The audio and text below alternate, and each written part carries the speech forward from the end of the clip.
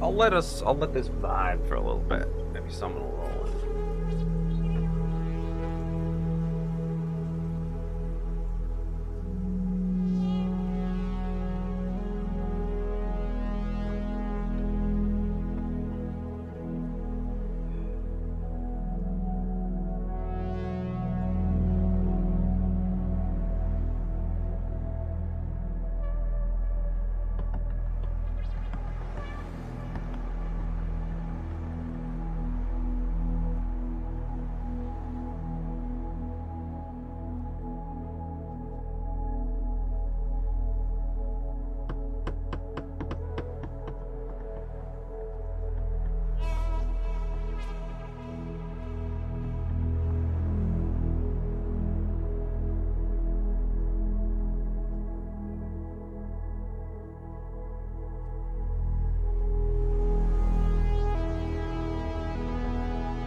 I don't know if I'll keep this box, but for now, I will hold on to it.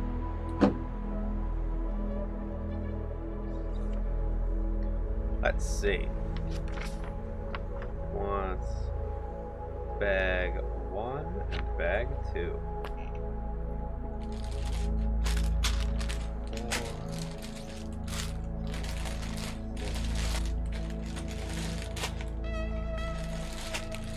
Two. Also, something interesting that it said in the, because we got 4 manuals here, and then a 5th one for like an overall overview. Something I thought was pretty cool is that they're talking about like they're making their packaging more sustainable, and they're switching from these plastic bags to paper bags, which I think is actually like that. There's no downside to that, right?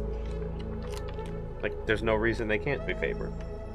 I imagine that's a little bit more complicated on the manufacturing side, but as long as they're not like those metallized foil bags, then we'll be fine.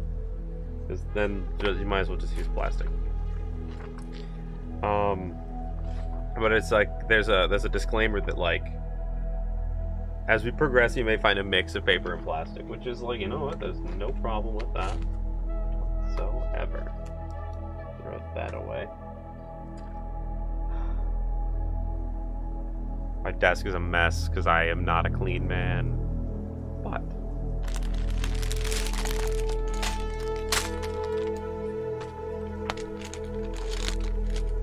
two down there.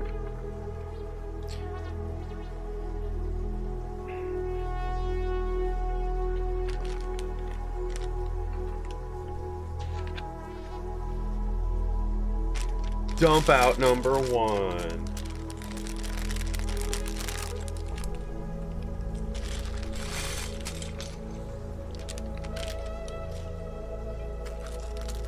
Wait, I'm gonna go get my designed by me.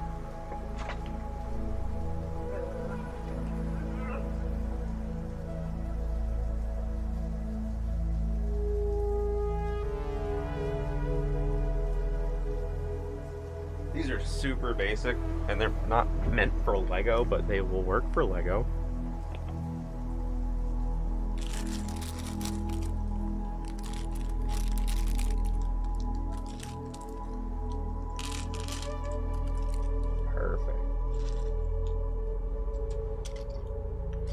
We got our Lego separator part, because this is a kit with a lot of very flat pieces.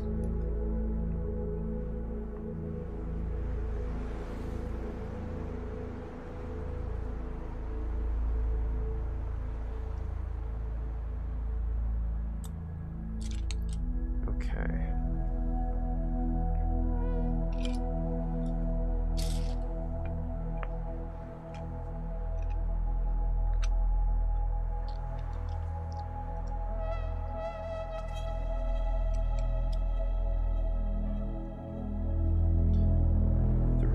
There's like a perfect glare from, I imagine, that light.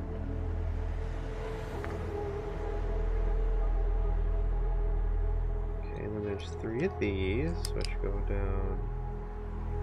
I'm gonna choose to do this in a very, okay. So there's a mold mark. So I'm gonna put that on the inside.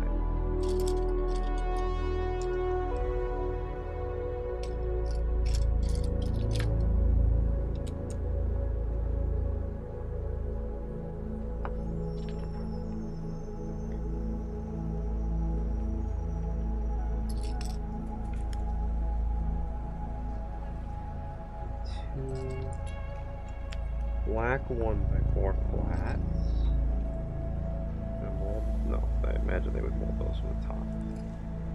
Yes. Okay. And 6 of these. Interesting. 6 of these little boys. Yeah.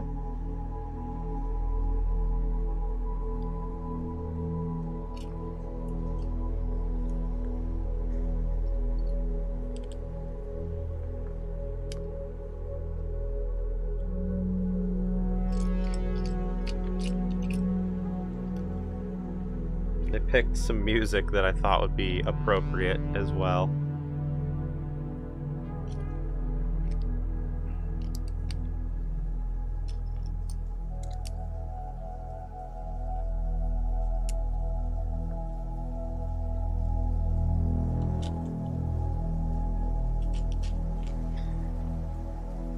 Combining some of these.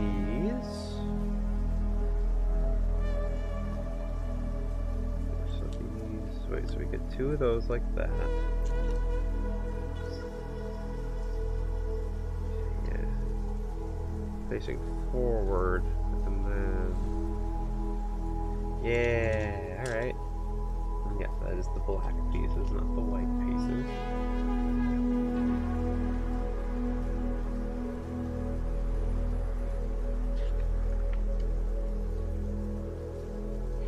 The 3 different blues.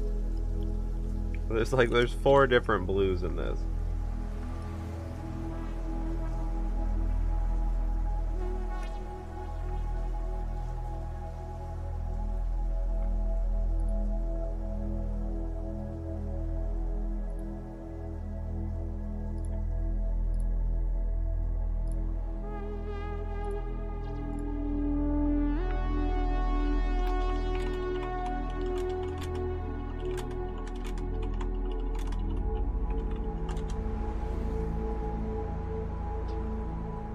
Okay, so the super light blue. 2 of them. Go here.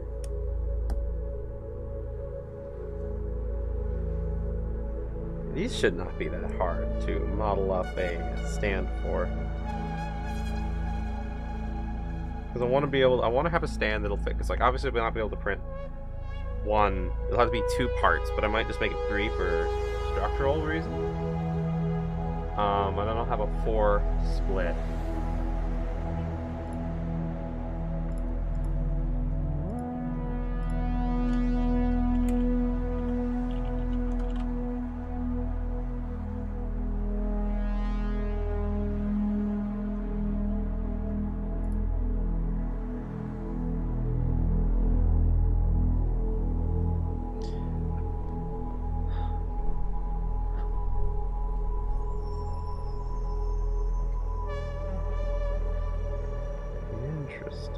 Okay. Like this. That is an 8. Goes here. Along with that. A little weird because it can kind of go down.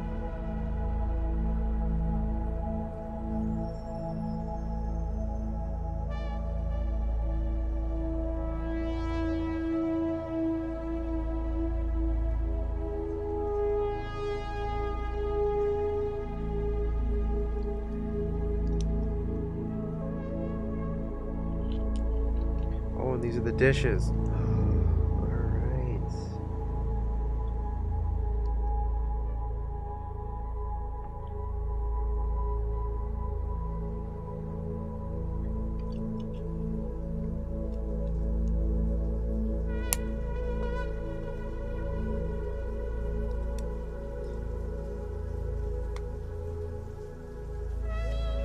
And this long white piece.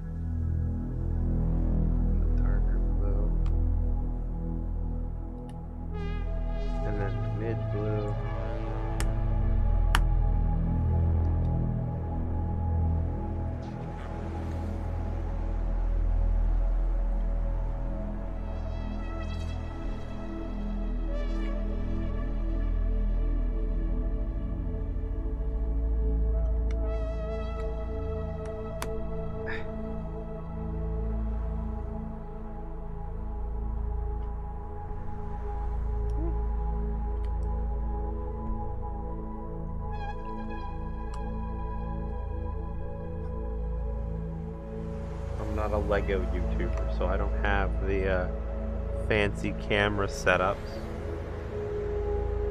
But oh, that is a little piece. Oh shit, I've never seen this piece before from Lego.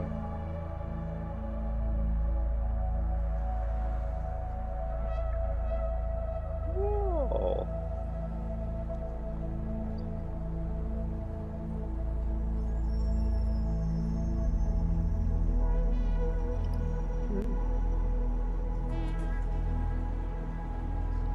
The difficult piece to secure. There we go.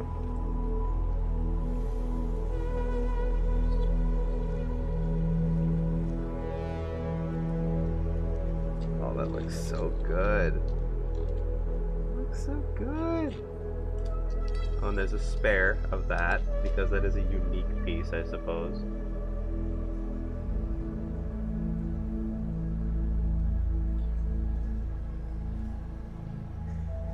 Dude, being a Lego YouTuber seems like if you, because I know they exist, obviously. It's like, I bought this Lego set, and let's build it.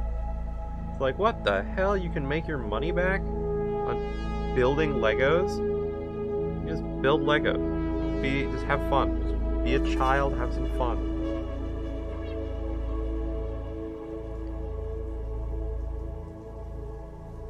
Alright. Flip it.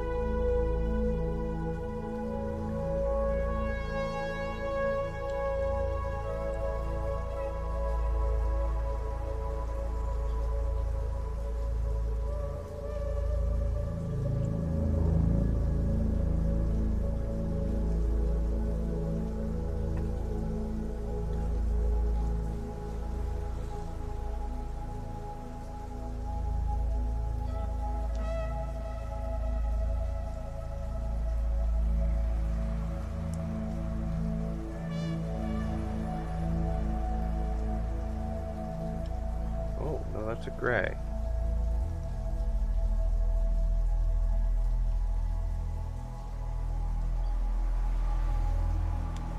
So like that.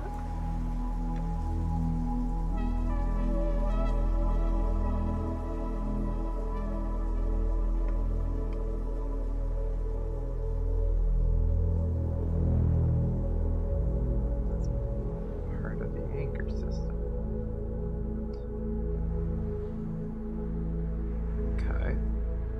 Now I do that again.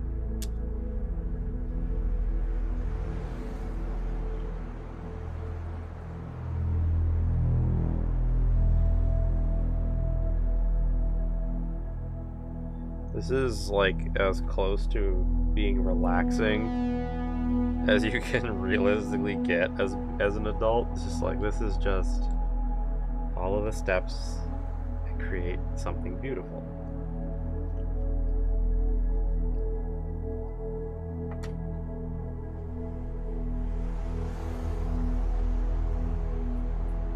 I feel like anyone can be down with Lego. Like, it's just like it's just a universally fun thing to do.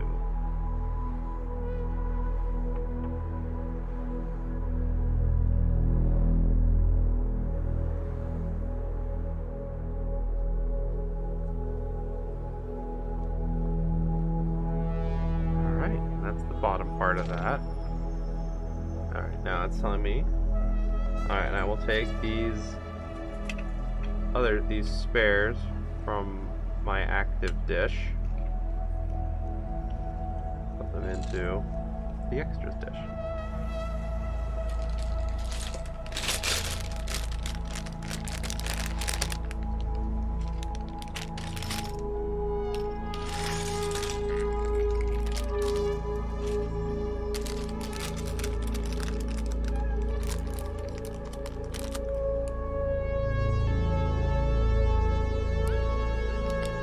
Oh. What?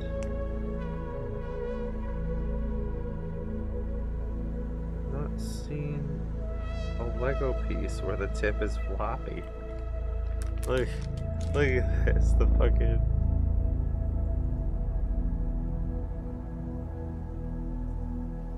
Weird. Like, it's fully hard on this end.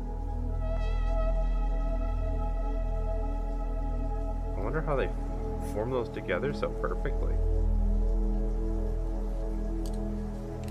Anyway.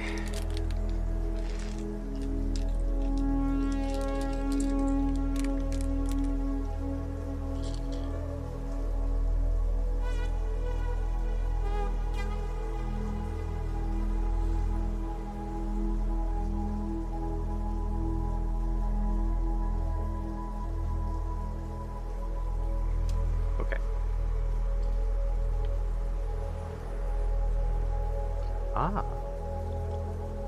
Okay, we keep this backwards. The fabled L pieces that, I mean, if you're a kid and you have some of these, I don't know what it was about these, but as a kid, these were so tantalizing. I couldn't tell you why.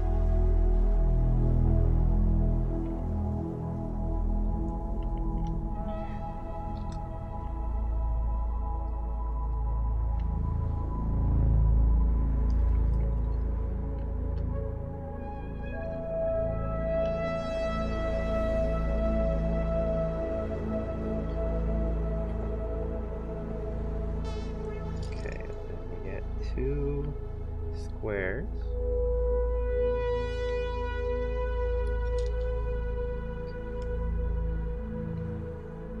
One, two. Interesting. Okay. So we put a sideways hole piece and then a front-facing hole piece. I wonder if that's just to reduce the number of the different types of parts that go into the model? Because that's functionally a 1x1 stud, and there's no real reason to use it for how it's being used.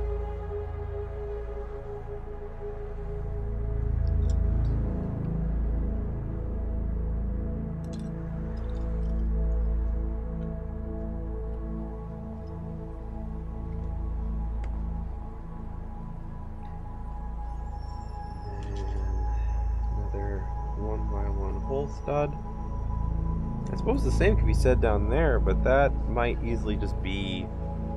Oh, hey, Allie! How's it going? We're doing Legos! Look at this shit. Look what I bought.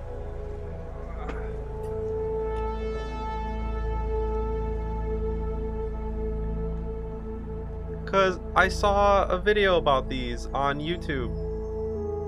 And I was just... Anytime I see a cool Lego set, I always assume that it was like a limited run and I missed it. I just assume that, right? I assume that I will not get it. So then I was just getting groceries today. I was like, I'll walk down the Lego aisle. And it was there. And I bought it. And I'm happy. Well, maybe you can relax a little bit with me with the Legos, because God knows this shit is always relaxing. Legos are always good for this.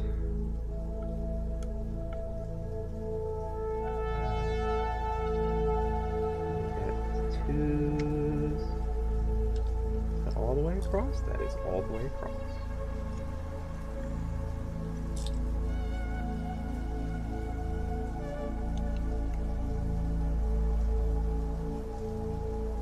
Not everything is going perfectly for me though. Like my printer is having trouble. Not even the Enders, the nice one, the Bamboo is having trouble. And I've submitted my support ticket to Bamboo. Only problem is that it's Chinese New Year. So good luck with that. But it will be resolved in time. I'm also likely gonna buy another Bamboo printer because I want another X1 Carbon. Do I need another X1 Carbon? No. But if I want an excuse to start selling prints, having a second printer, one for prototyping and one for production, is a good idea. The Enders will both still work though. Ender 5. The funny thing is, because this is a much newer printer, the Ender 3. This Ender 3S1 is much newer, but the Ender 5 prints better. So I typically use that one. Okay, and more 2s all the way across. Locking that chunk in. But yeah, my support ticket has been submitted. Likely to fix it, I'm gonna have to do some major surgery on the printer, so that will probably end up being on camera as well. Because why not? I'm gonna order another HDMI cable so I can run the GoPro out there. So while I'm working on that, I can stream it. Mic will probably be done with a lapel mic instead of this thing because the lapel is just convenient. Also, I saw this earlier, but I don't know if you're here. Have you ever seen a Lego piece that, like, it's like this side is hard plastic, and then this side, it's rubber.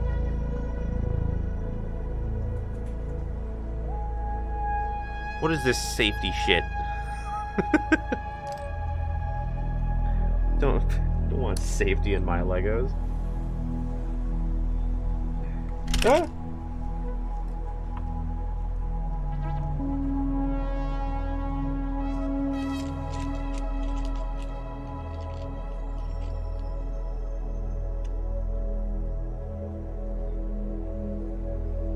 Okay, that. And then 2 more squares.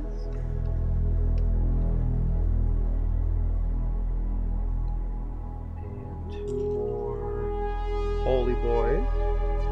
So yeah, but this stream is going to be me building these, and then I'm going to hop over into Fusion 360, and we're gonna design up I want like a wall holder for them, so I can screw it into the wall, and I can rest these on the wall because I don't really have like flat space, but I want to put them back there by the Saturn, you know, up on the wall. That'll be the second part of this stream.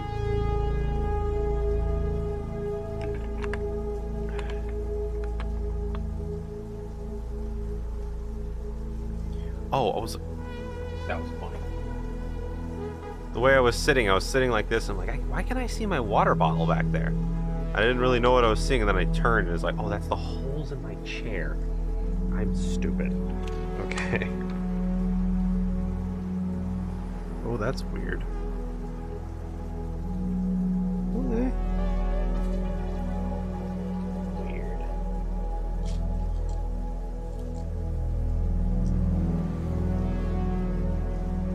Let's prep that. And grab this.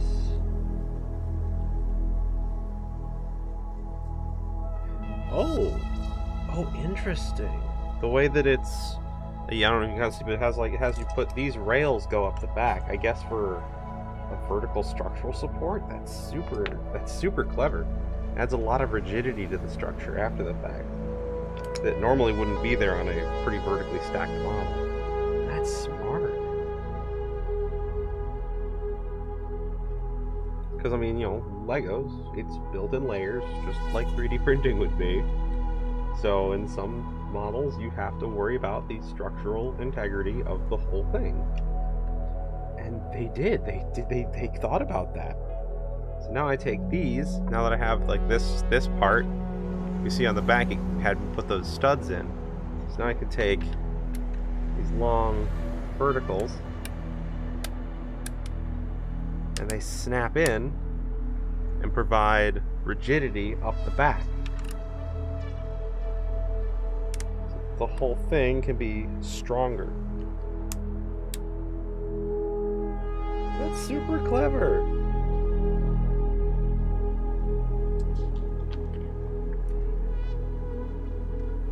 Now, okay, we're still working on the back.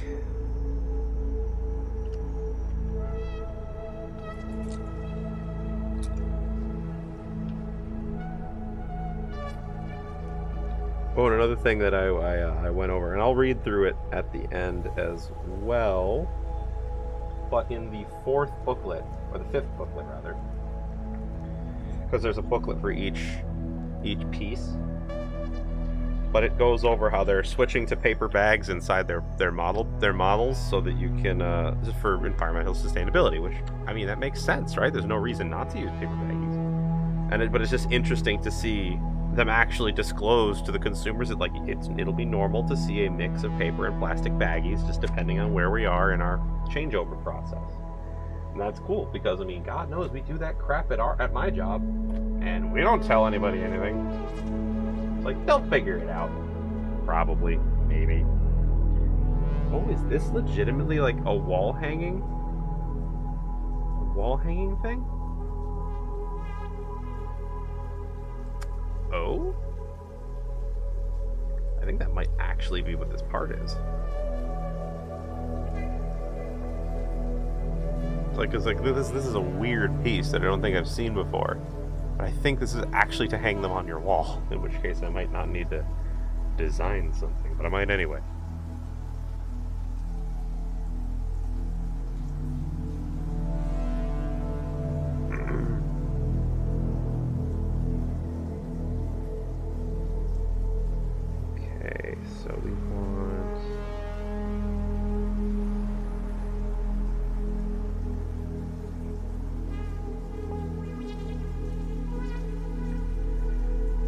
Okay, that's weird. Alright, let's just do the things that it says to do.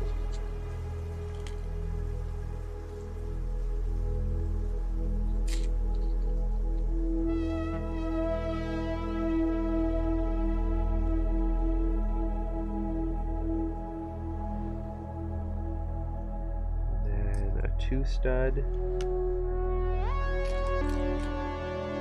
Also, I hope you like this interesting music selection. Use the table over here to put this.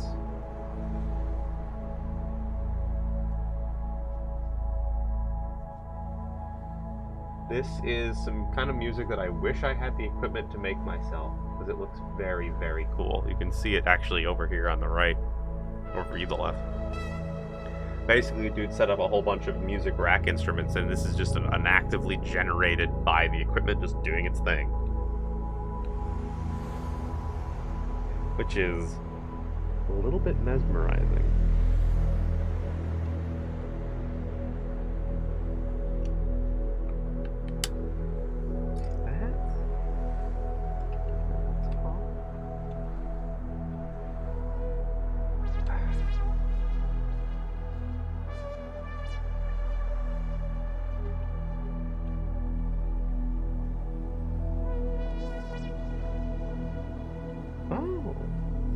Okay.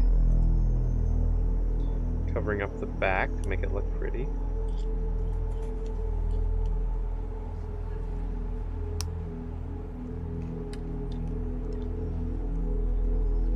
don't know why. Well, I do know actually why we waited that long to do that, because this locks the vertical in place. Back forward.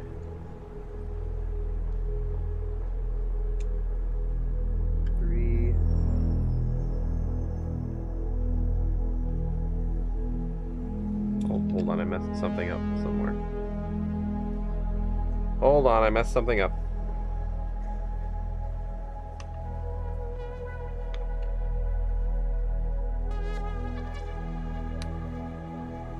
I think I need to get at that.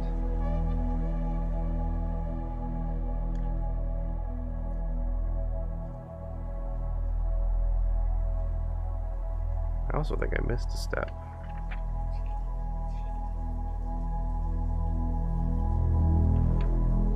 Oh, I totally did miss that step. But fortunately, the thing I missed, it's there.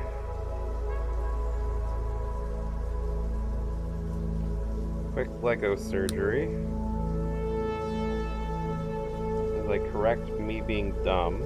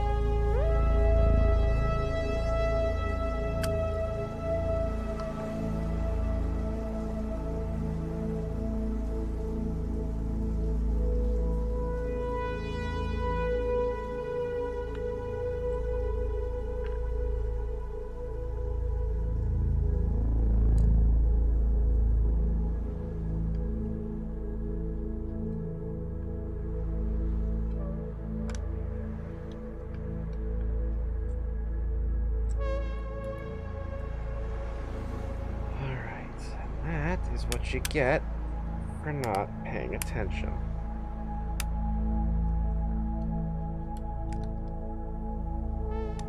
But all is resolved.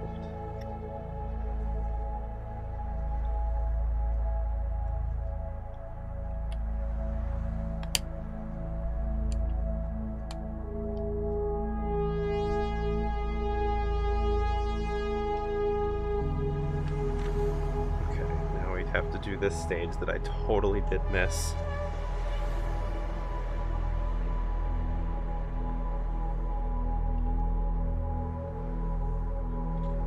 The step that I did miss and is important.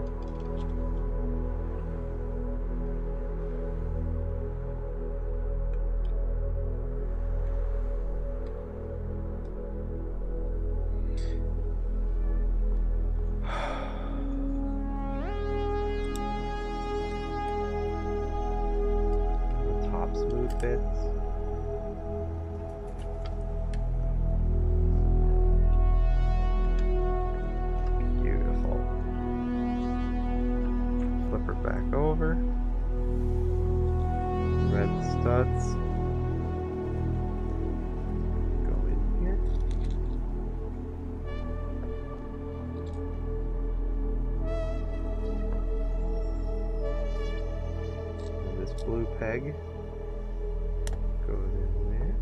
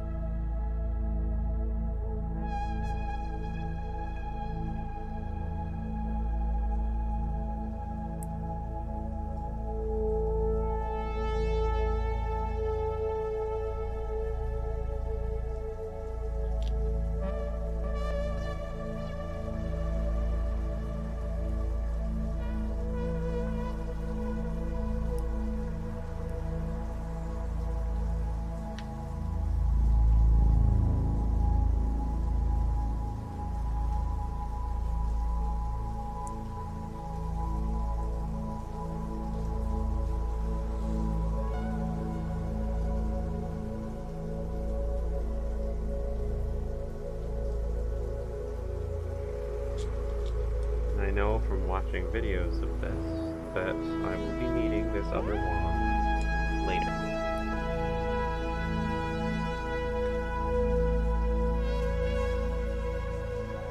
Oh, this music is so cool. It is called Folding Space, and it is a 4-hour track.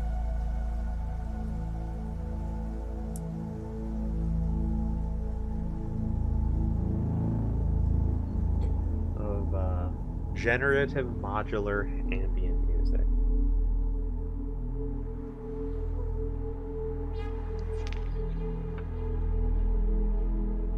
Okay, put this there and work on this.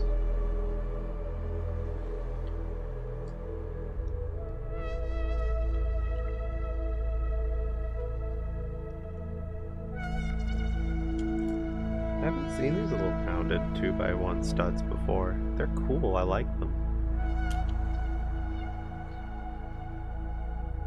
2 of these circle boys stacked on top of each other.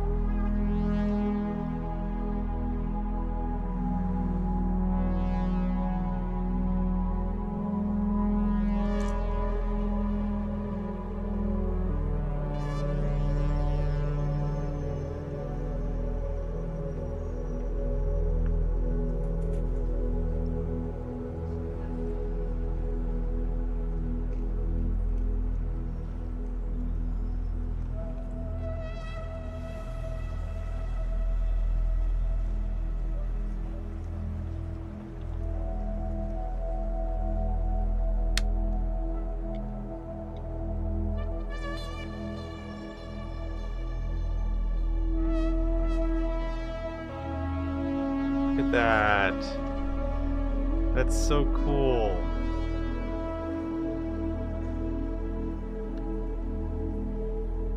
Adjust the angles.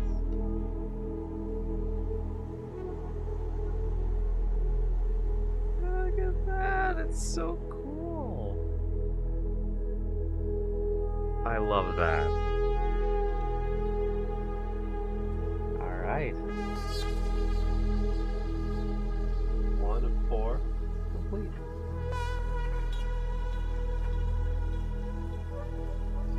Got some extra spare pieces. Put them to the side. And continue.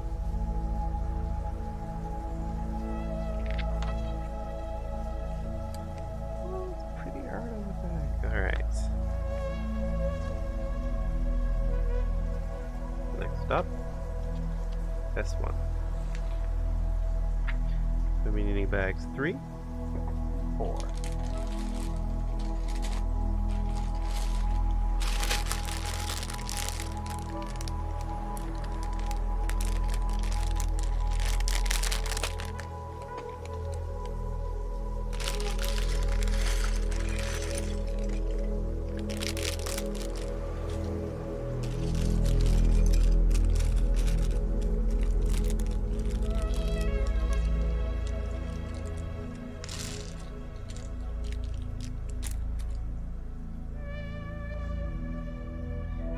All right, 2 brown base plates.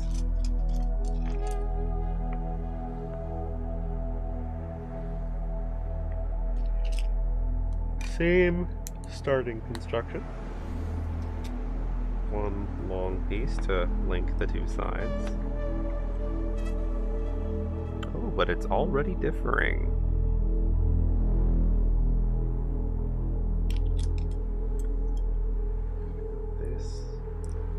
This, and another one of these goes right in the middle.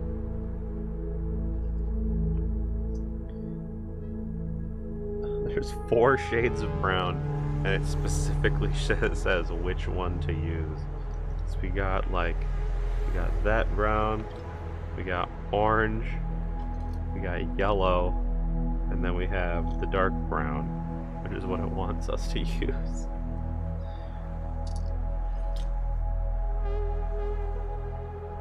So let's see, another all the way across. Ah, okay. So that.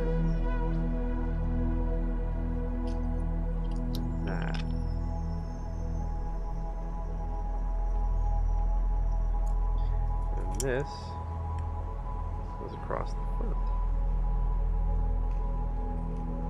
Understood.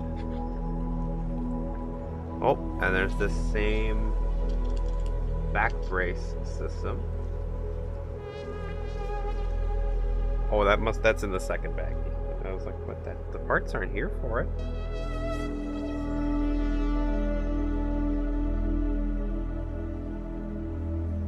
They are. They're just not in this bag. What are these? Oh my god, they're tiny cars. Ain't that just the goddamnedest adorable thing?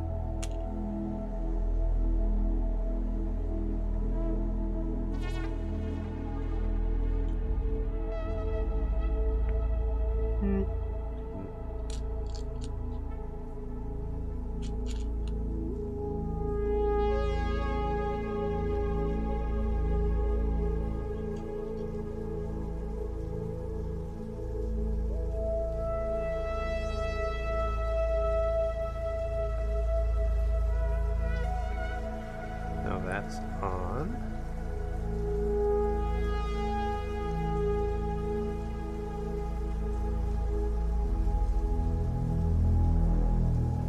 I believe I missed a step. I did.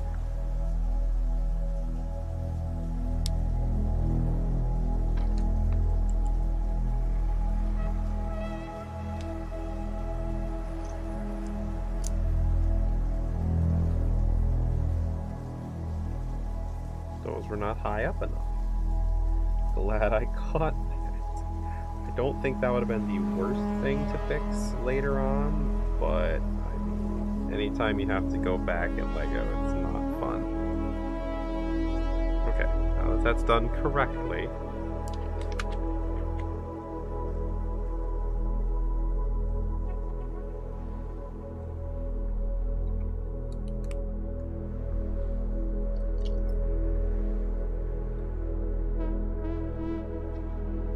I think I need to go use the restroom. I'll be back.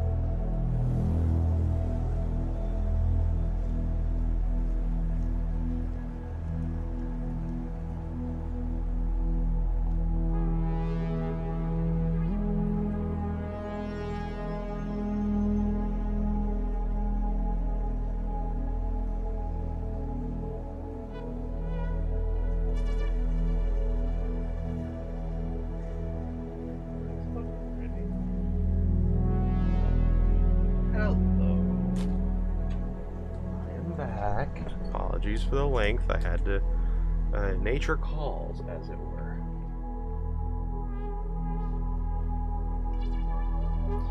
Alright.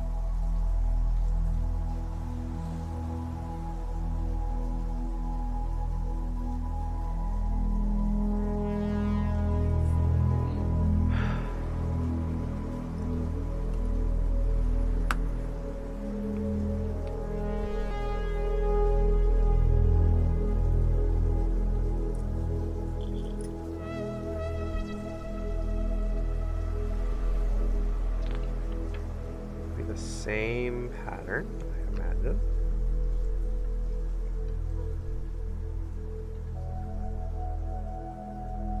And then these.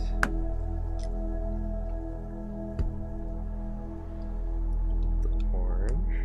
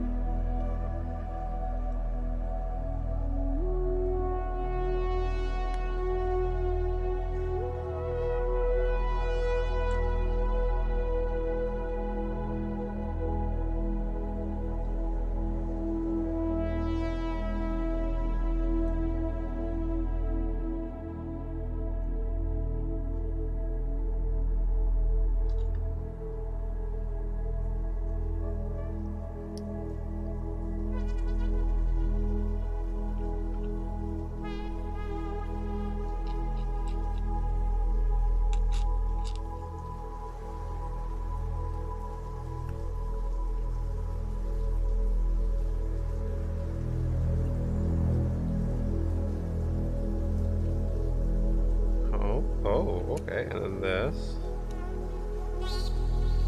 Me.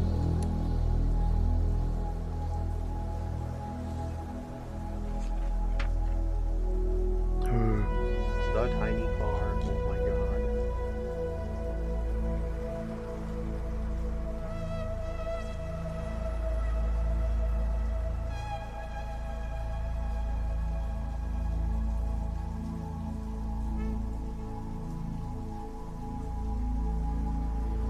Look at the tiny car. Oh my god, I love it. It's so little.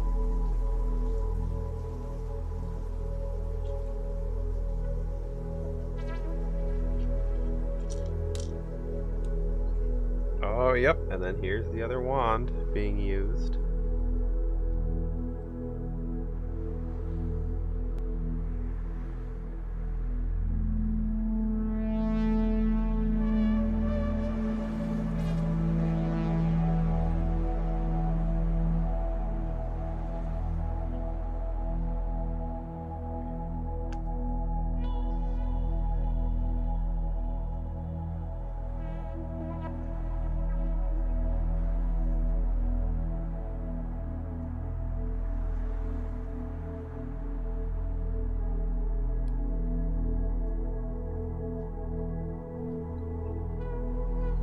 Out in the desert.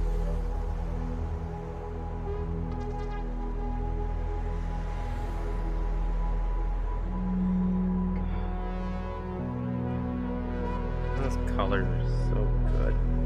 Alright, now I flip her around. Do the same thing we did before.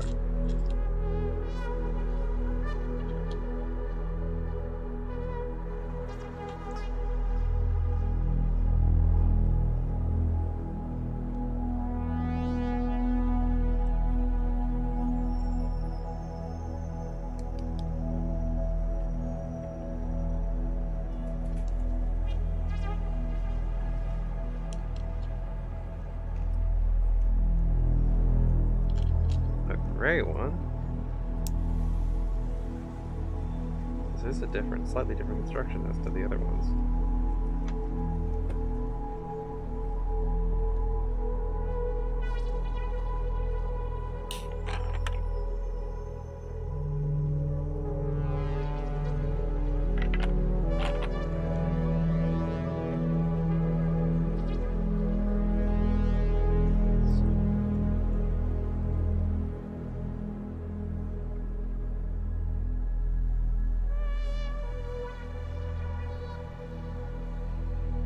Do that again.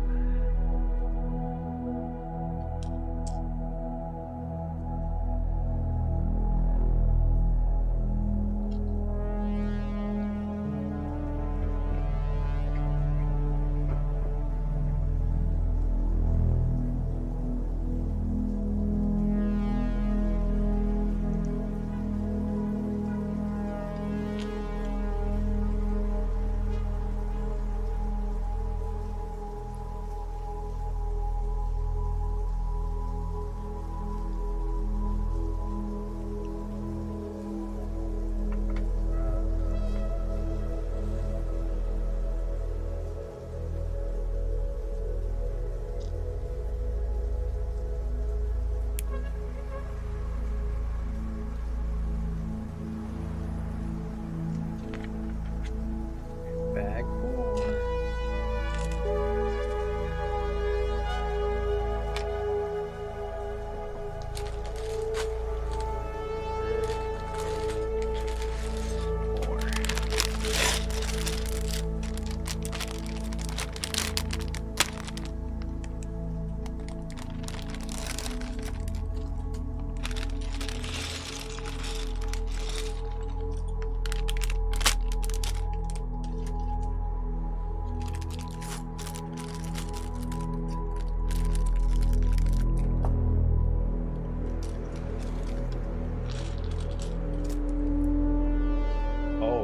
Fun stories from today.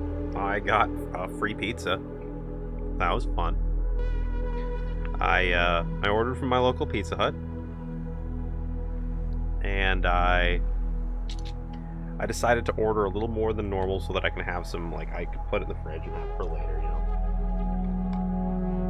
So I bought one pizza, the standard pizza. I always get pan crust because it's just better.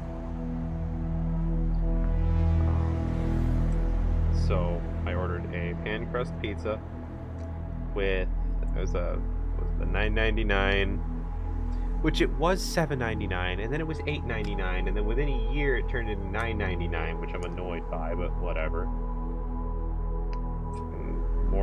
More money for food for everything, and yet I'm not paid. I'm being paid less. That's always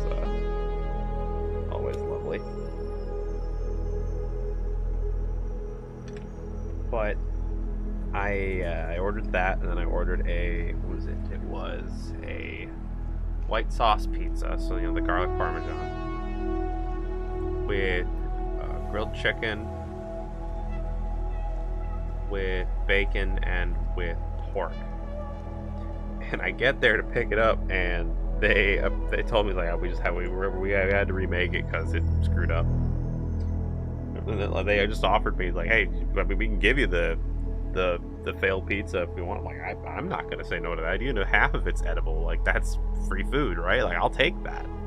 And he brings out and he shows it to me. There's a fucking crater, like the size of an apple, in the middle of the pizza.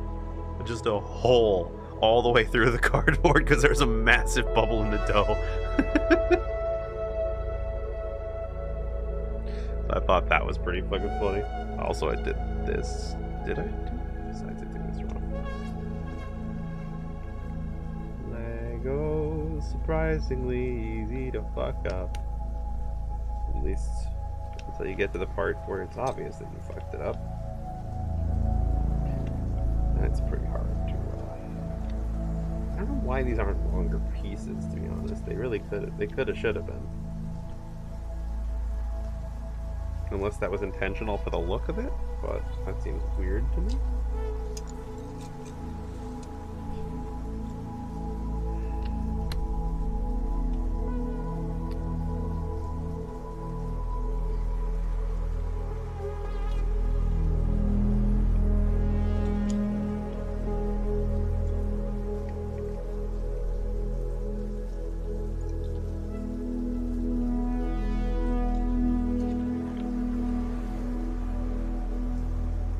Interesting. Alright, so you right in the middle.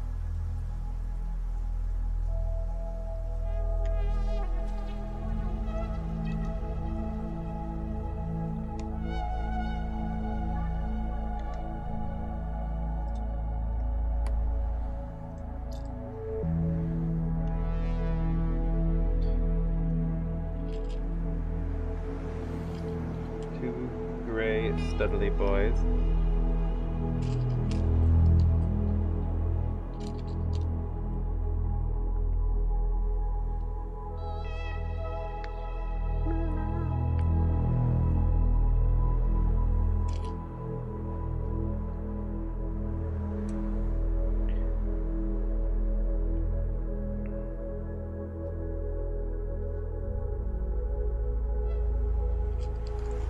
These must just be so that they don't have to include in the same set too many different types of pieces, because there's a lot of these one by ones that don't need to be used the way they're being used.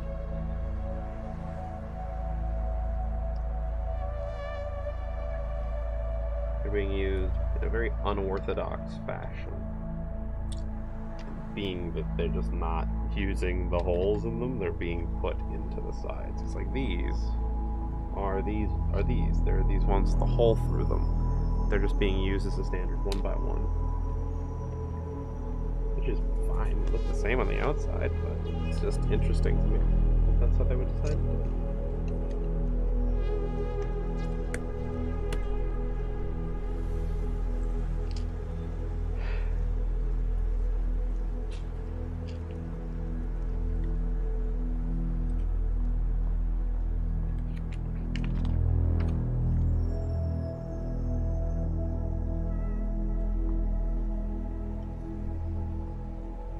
So many L pieces.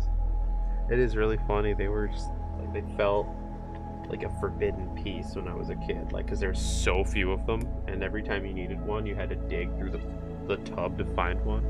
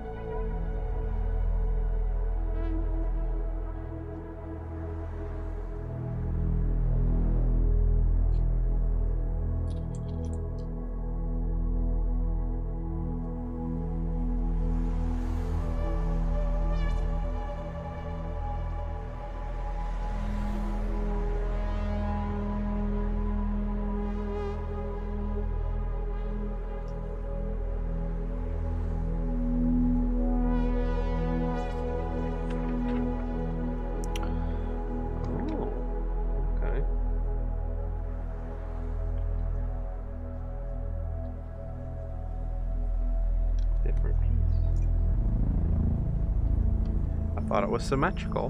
It was not.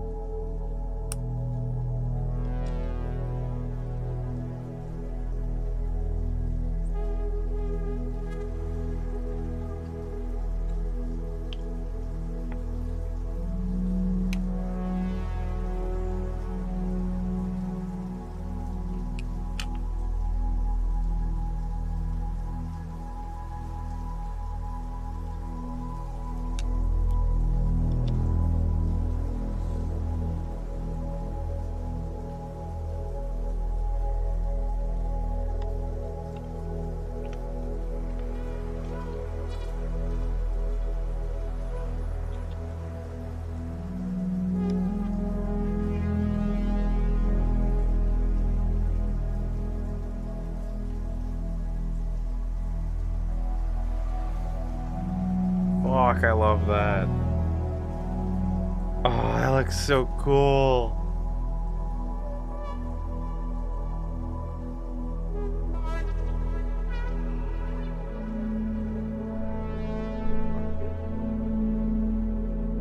I'm very happy with these so far. These are so cool.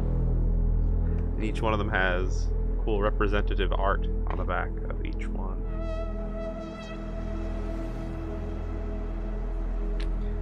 Alright. Bag 5. Let's go. These are fun.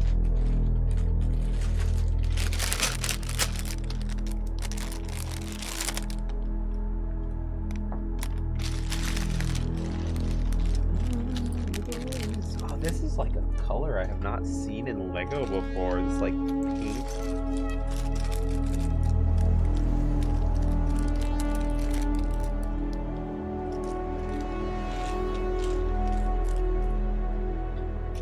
Imagine, yep, similar starting process.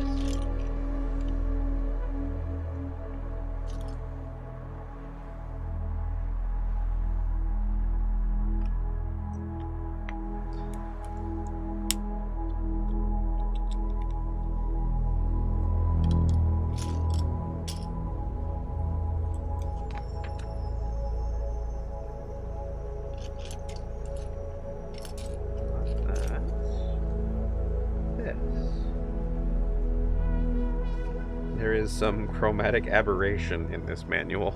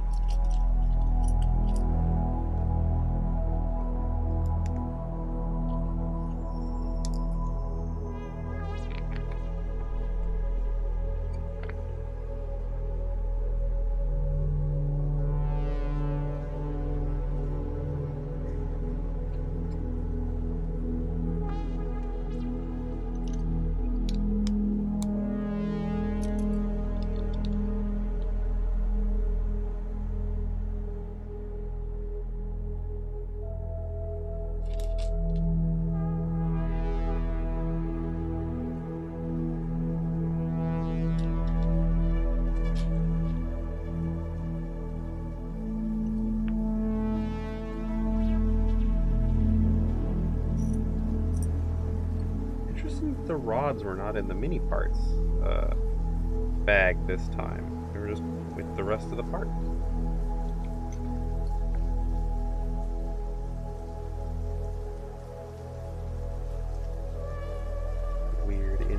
inconsistencies of how they decide to bag their Lego.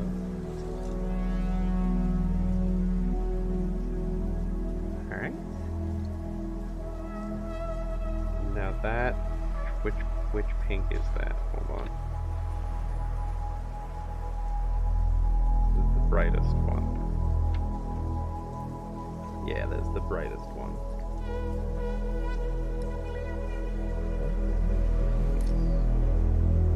Oh well. Oh, it's gonna be covered anyway, so. It's very bright. Like salmony pink.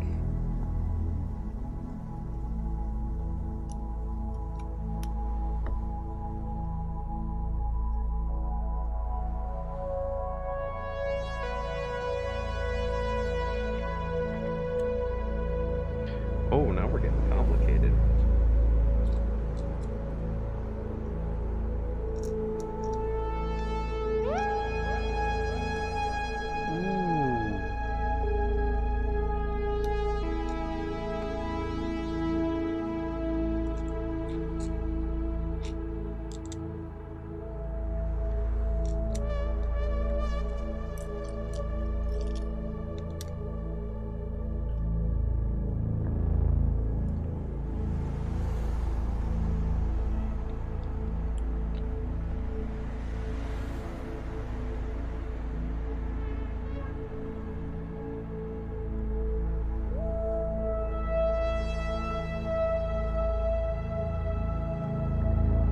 That faces backwards. This one doesn't, I guess.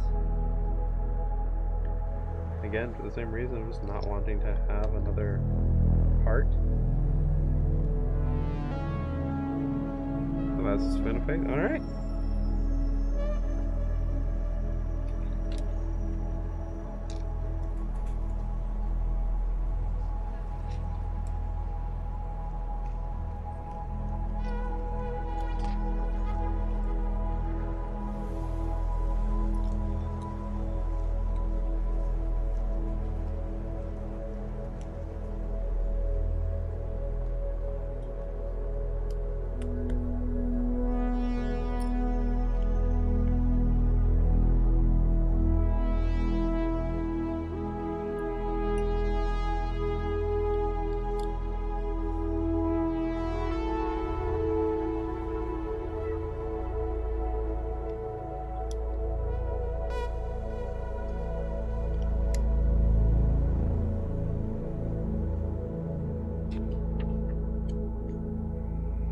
Oh Christ, okay, a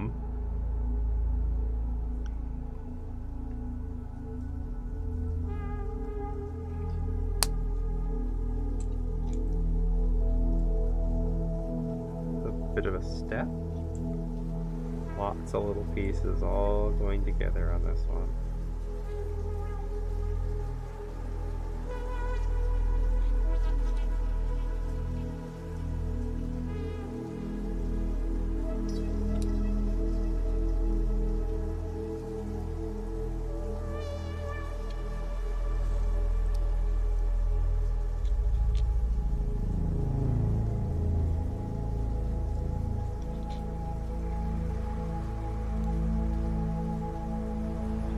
This is like music like this and building spacey Legos is very, very relaxing. Nothing done with that yet. Alright. Because that's where the other part, that's where the rocket's gonna click in and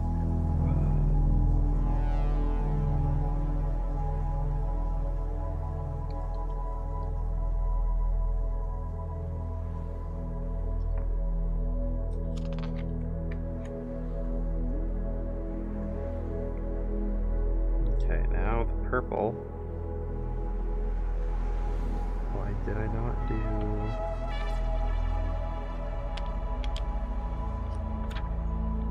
I did not do that. Alright.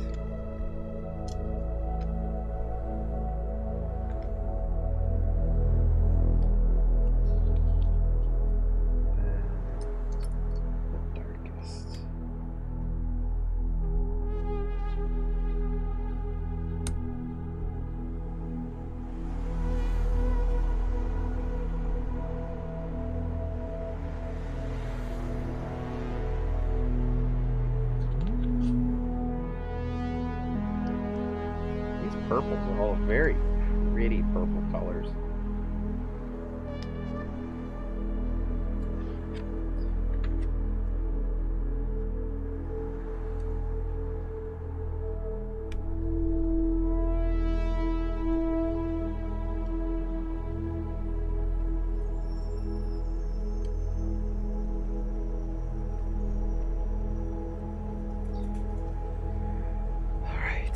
Turn it around. I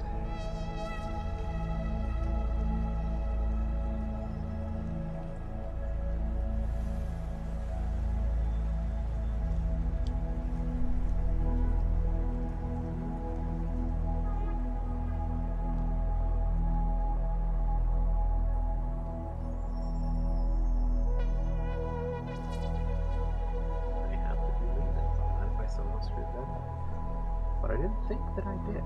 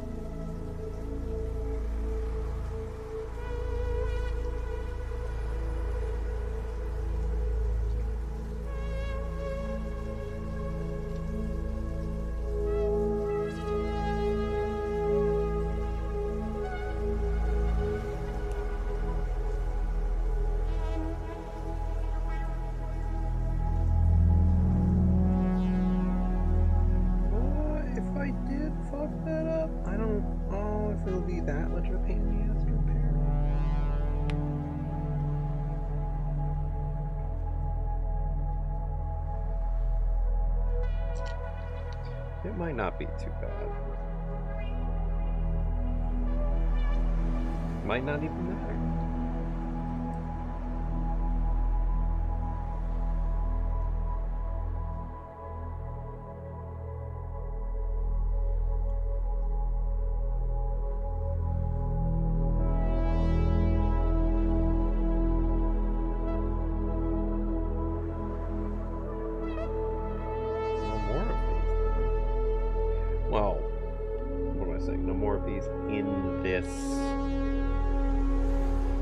In this pack. All the other ones are always in the other half of the pack.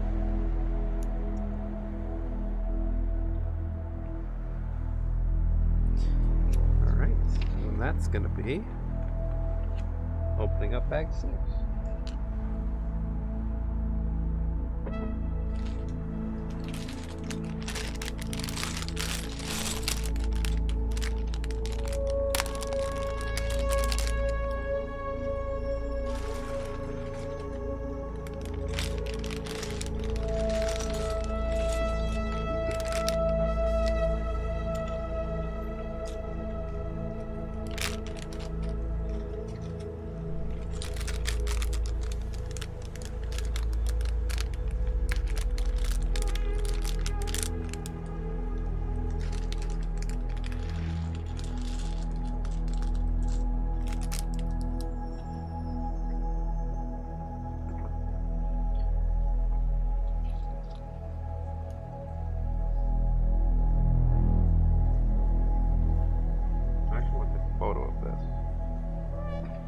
Cycles are going well. I want to take a photo of these like this because I want to actually list these.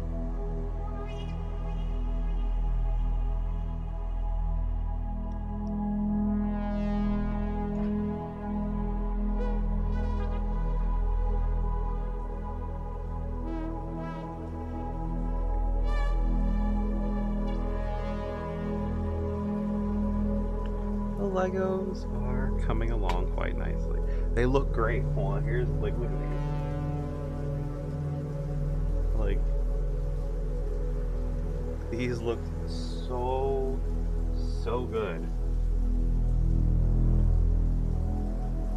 And I cannot wait to put them up on the wall. Because they got hangers on them. Like they actually have hangers built into them so that you can hang these. Which I was not expecting.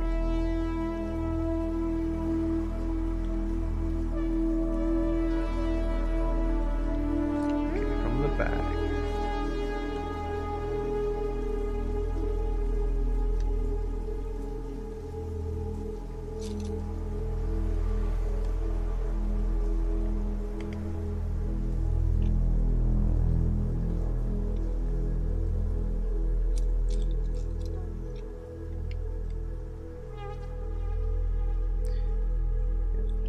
Very similar construction after the first half, typically. Which I don't mind. It's relaxing, it's fun. I always want... Okay, so I'm not a massive Star Wars guy. I don't dislike the series. I think it's fun. I'm not what I would call a Star Wars nerd. Right? Like, I don't own any Star Wars merchandise. I'm not like, oh, I want to go get my own lightsaber. I'm not that guy. But I look at the Lego Death Star and the Imperial Star Destroyer and stuff, and I'm like, ooh, I want to build that. That looks so fun to build. Like they legitimately look like a whole lot of fun to build. They really do. They're such giant Lego models.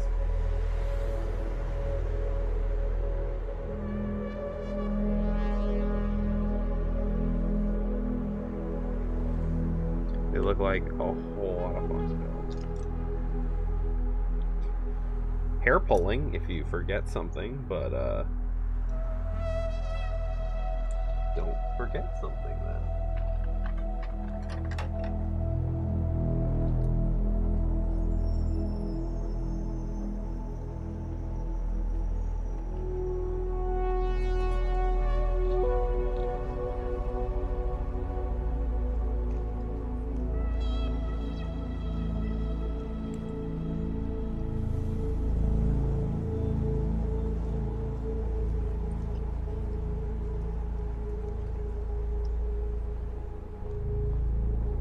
Interesting that we're leaving a gap there, as proclaimed in the description. Oh, so we're spinning her around. We need a flat.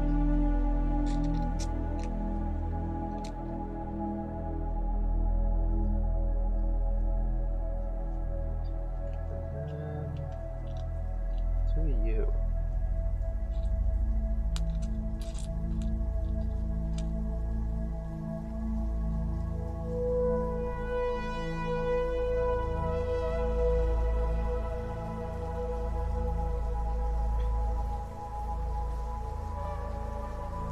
Oh, this is a weird...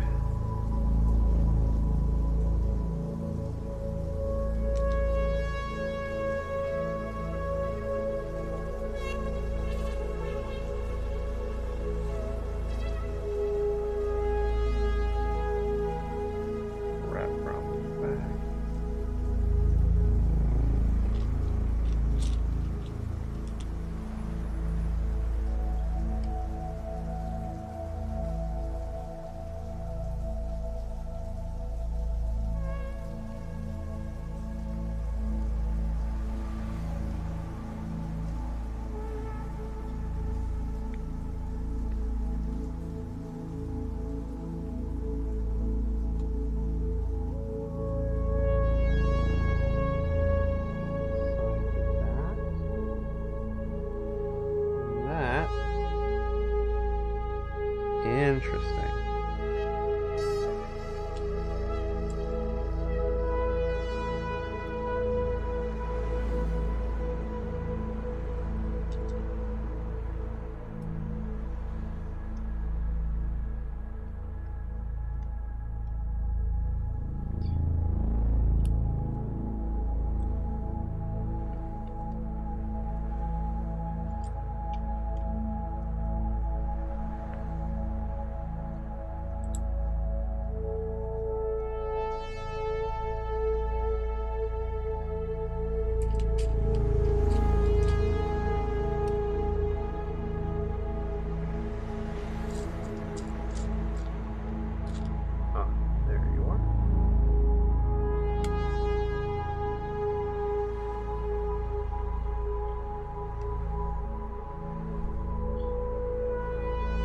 This is nothing if not a little confusing as to why it is going together like this.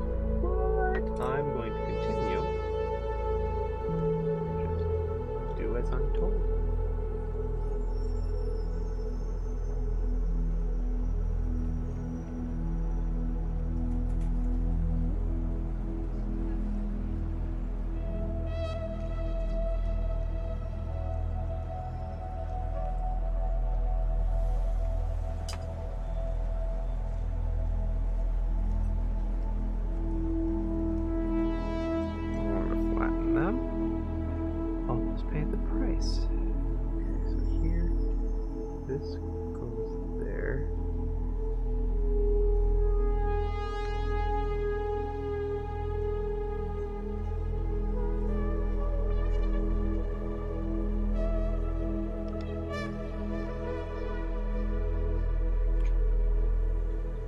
Another pair of double stacked single square studs.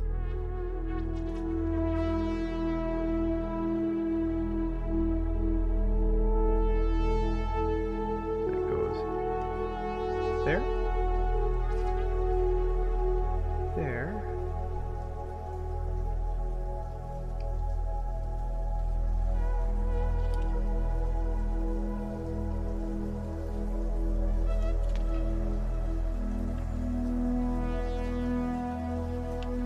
what the fuck?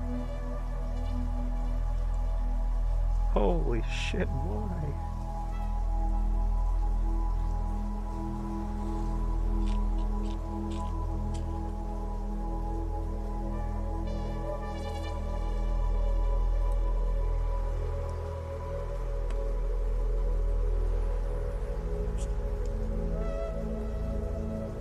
Oh, they're for stars. Oh, okay.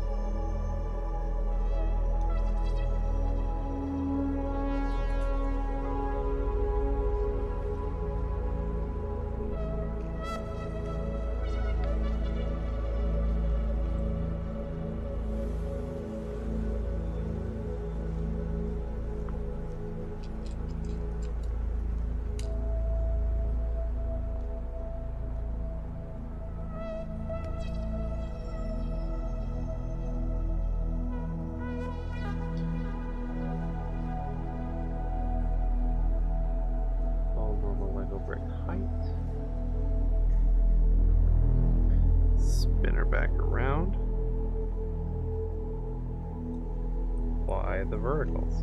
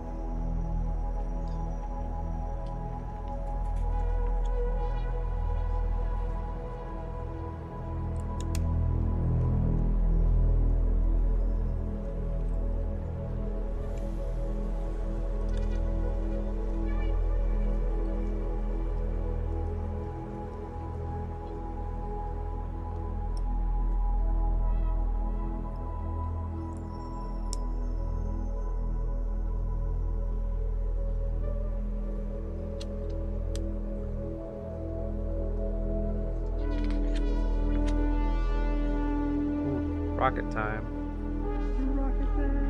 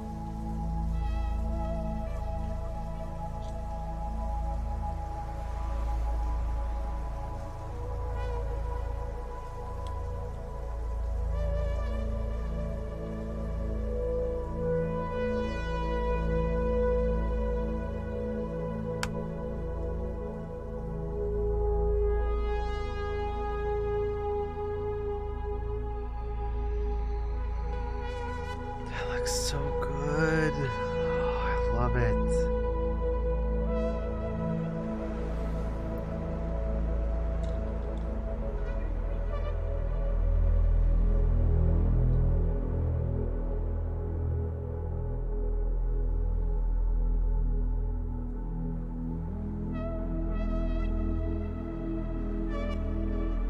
Couldn't have fucking had me do that while it was not installed. A little easier.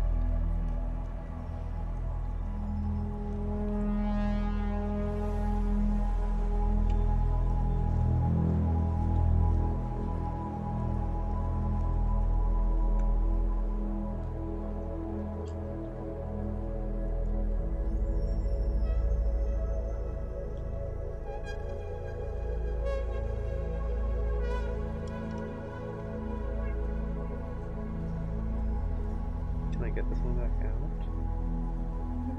Oh, wait, maybe.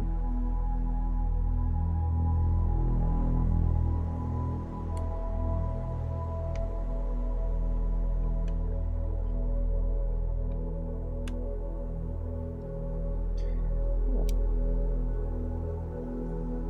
Oh, this one too. Fuck. They have mold marks on the edge, and I want to put that down.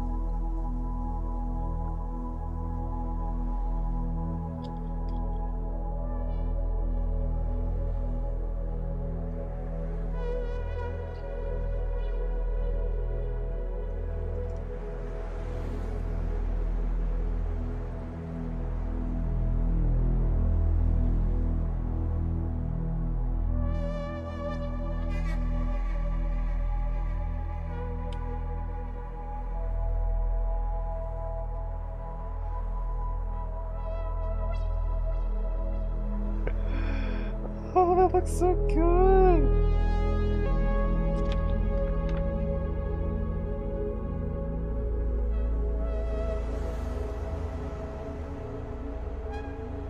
What?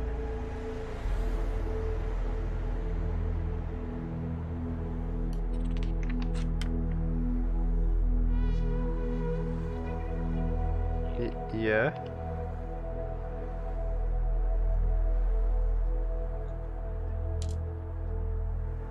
I mean, I don't have one of those pieces that it says I should have. I don't know what it's saying.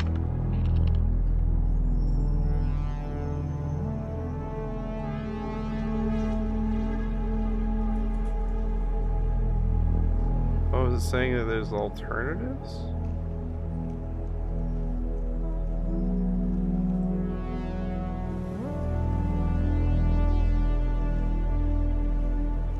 Oh! Oh, fuck! I didn't even... It's the Big Dipper!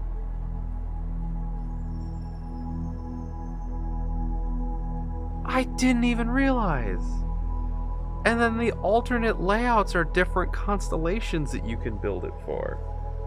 Oh, that's so cool! Oh, that's so neat.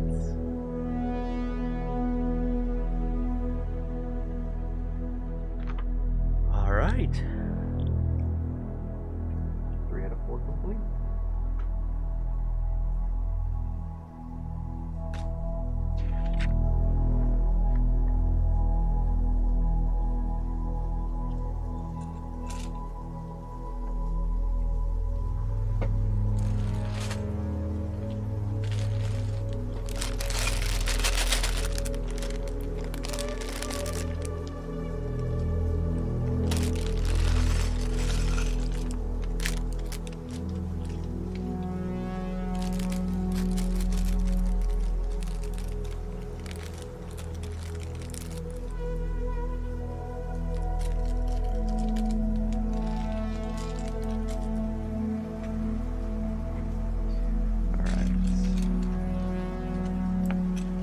Black bottom.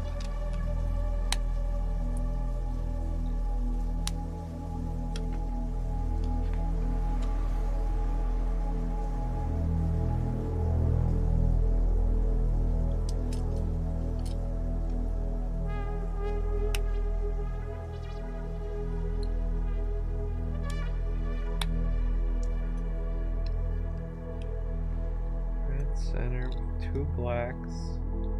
No white.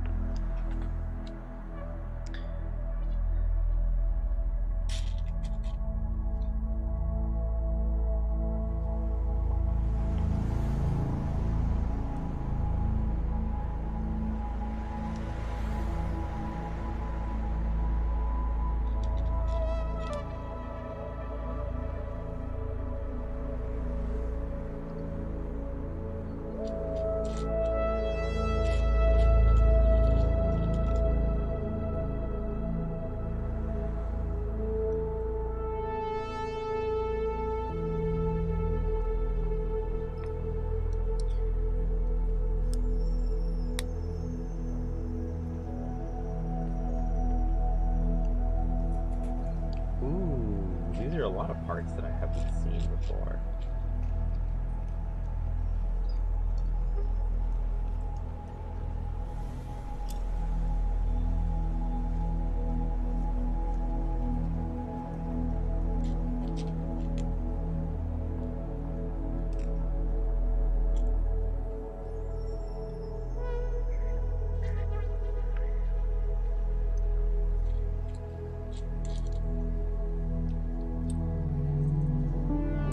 Okay.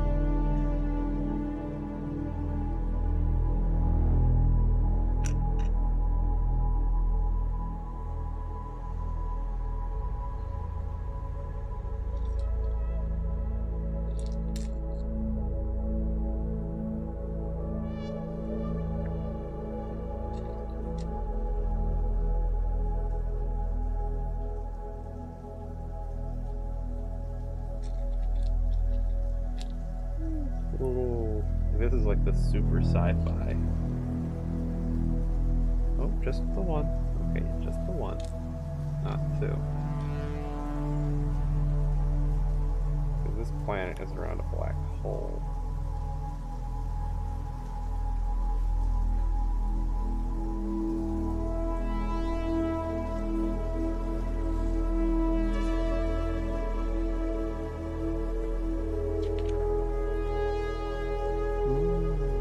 Okay.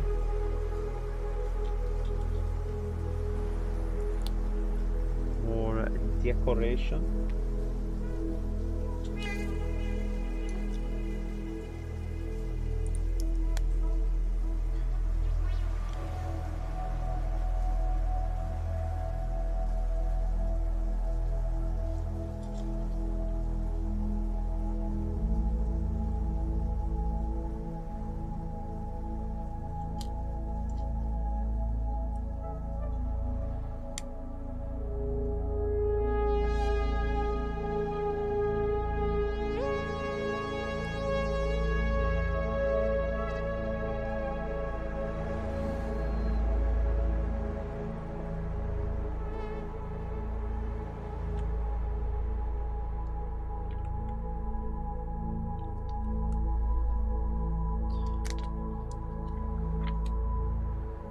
Oh? Oh, interesting. It's very different in construction. All these long, skinny boys.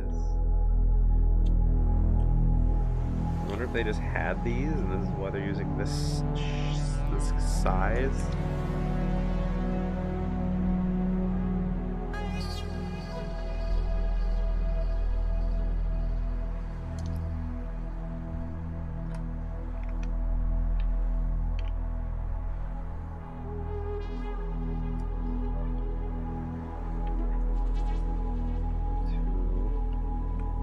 Teal runners.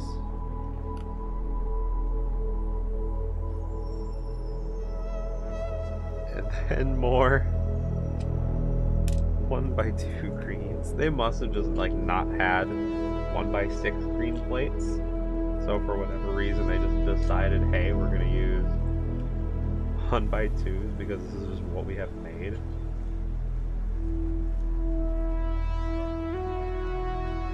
Must be.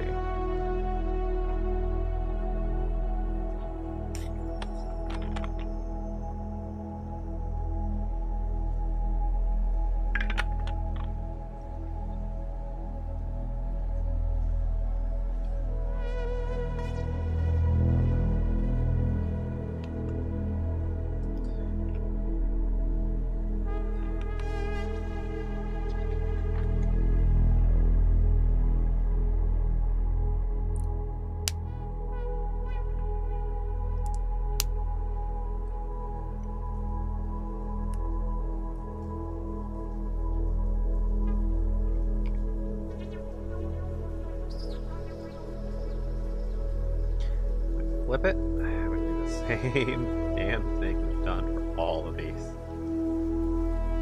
We build the back brace.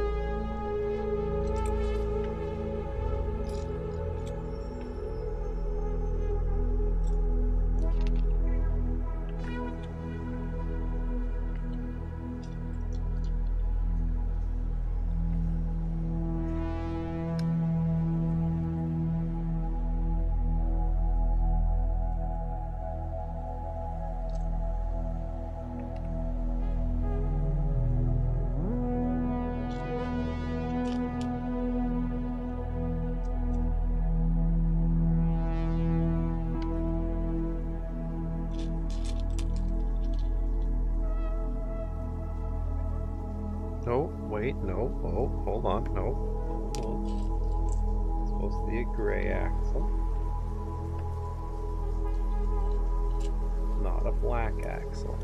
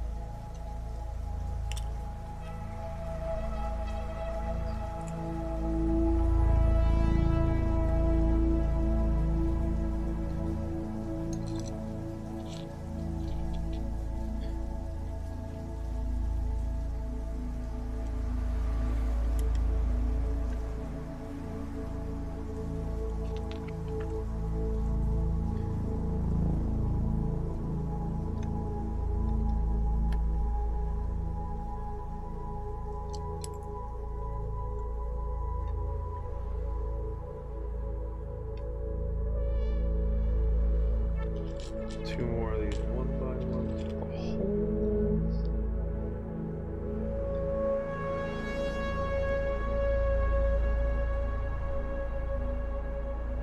Okay. What is the...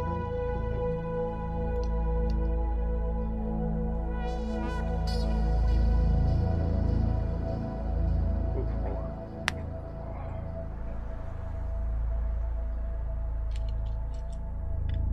Elbow was acting up.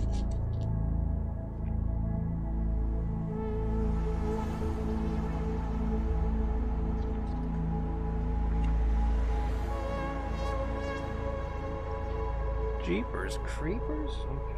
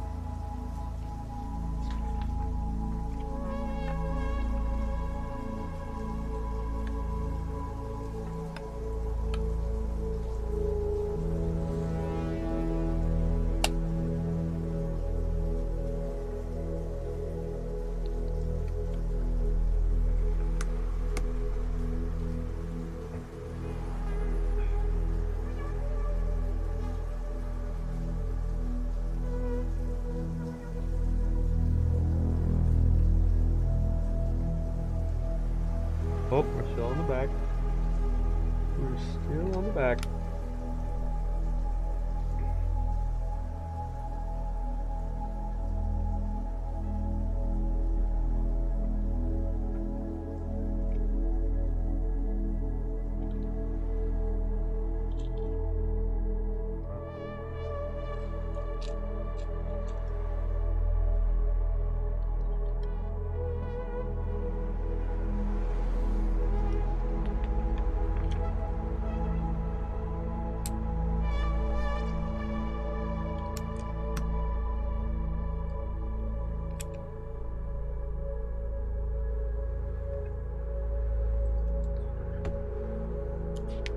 Oh, wait, one more thing.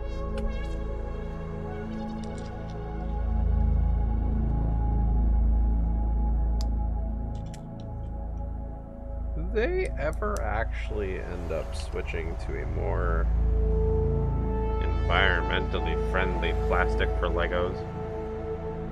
Well, for a while they were talking about like switching to a biodegradable plastic for Lego, and all the Lego people were like, no, please, no. Because it would massively affect the quality of the parts.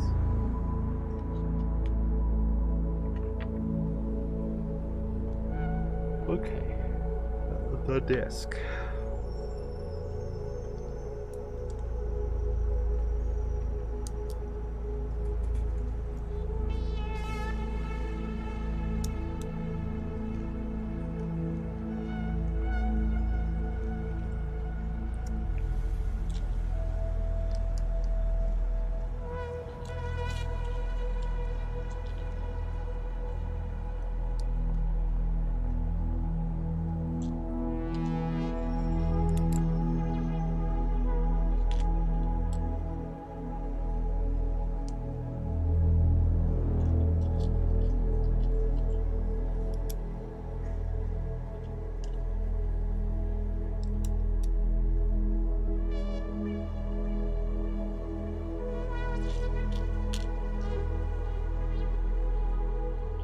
I don't know why this wasn't a 4, but that'll do.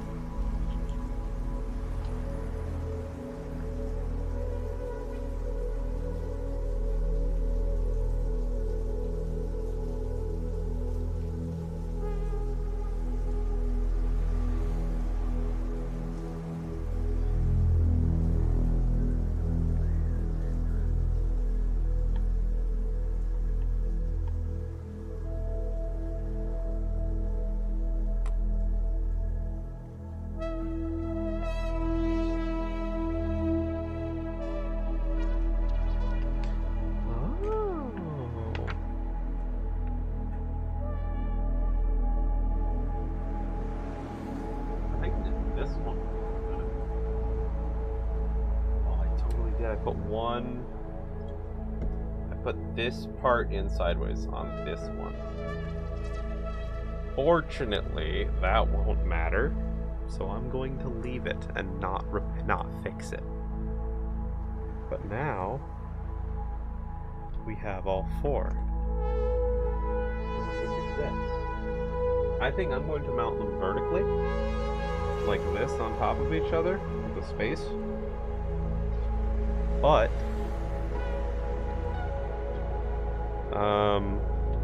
is there anywhere that shows how to actually link them together? Back of the box, perhaps?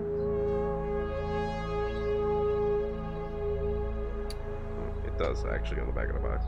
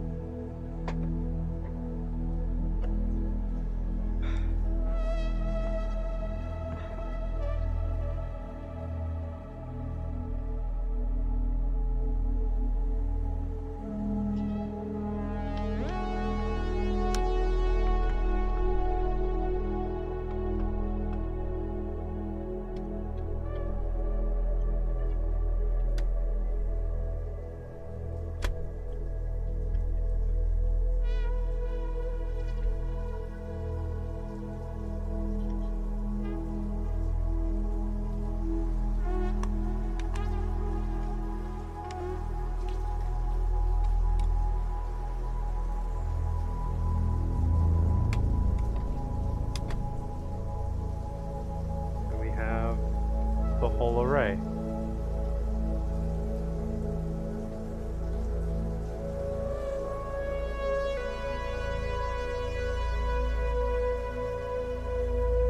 God, that looks sexy. That's going up there. Hold on. The things that are up there are not as cool as this.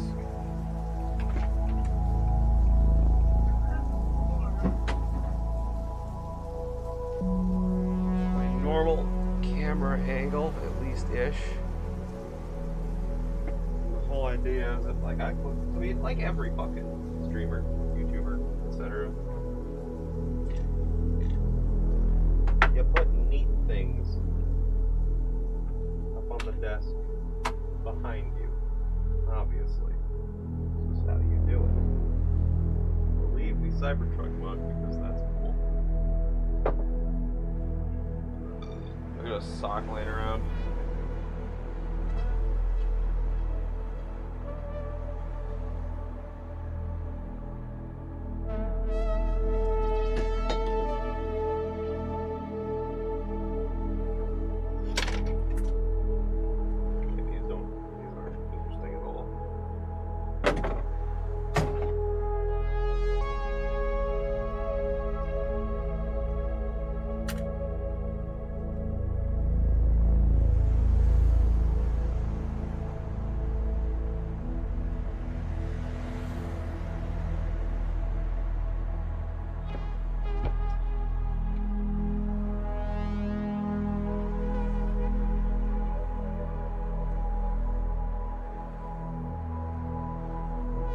There we go.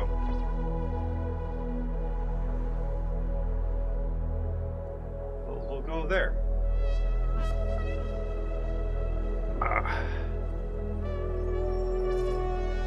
Oh, that's why that did that. Weird. Okay. Now you'll be able to see them back there. Oh, that's so cool.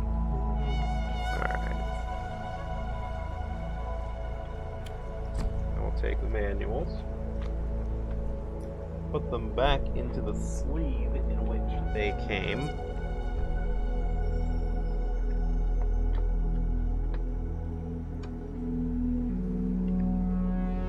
In case I should ever need them again.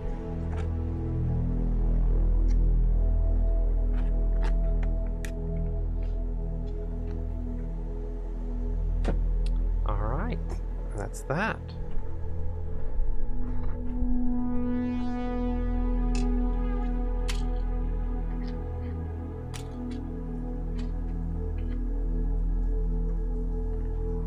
Now, let me play some Pal World.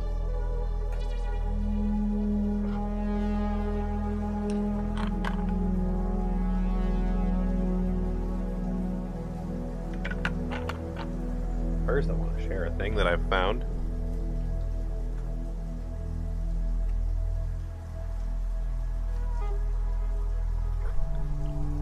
Because I think we all know the struggle of YouTube Shorts. Well, let's change my lighting.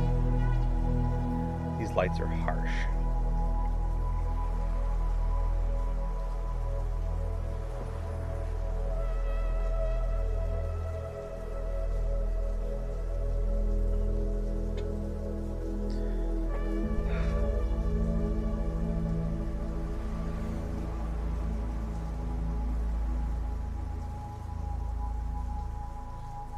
Tokyo. There we go. All right.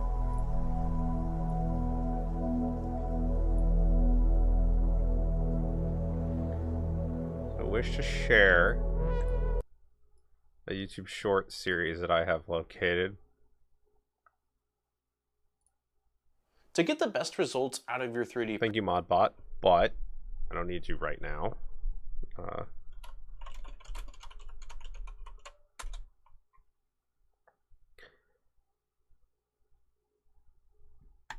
Well is the only...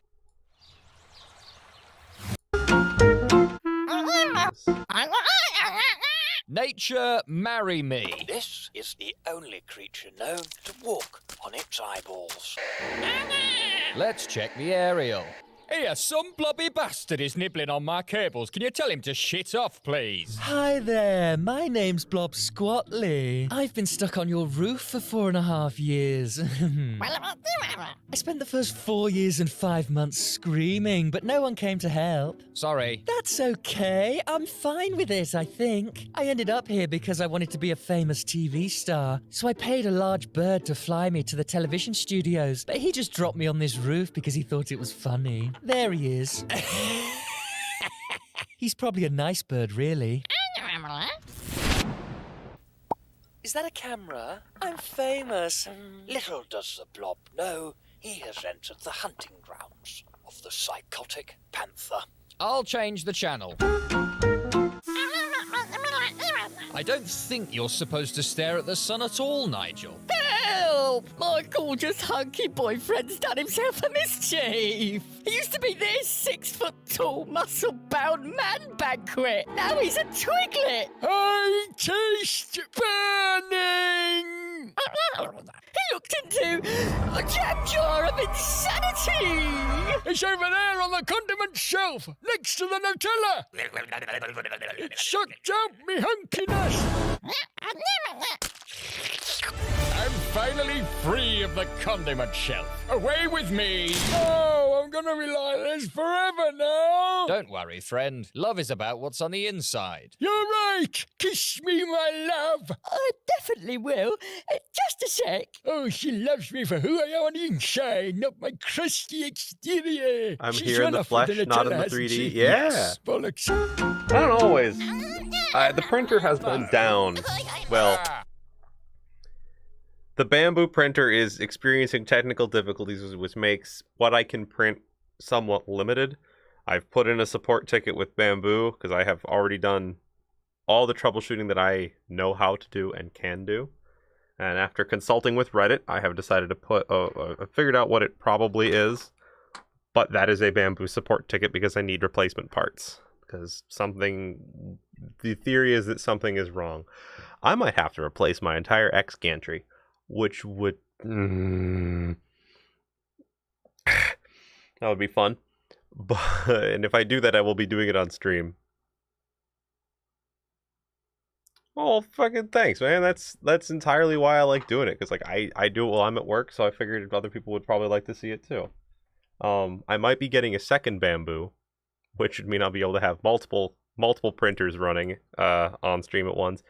I want to be able to have a system like how like Dash Ducks or whatever them have, where you can have chat input commands to switch cameras and focus on which printers that they want to see. So I can have, people switch between the two Bamboos, the Ender 5 or the Ender 3, depending on what's running. And that way I don't really have to worry about what is running. I can let chat or whoever wants to decide what's on screen. Just basically have multiple setups and just switch between profiles. It really wouldn't be that hard to do.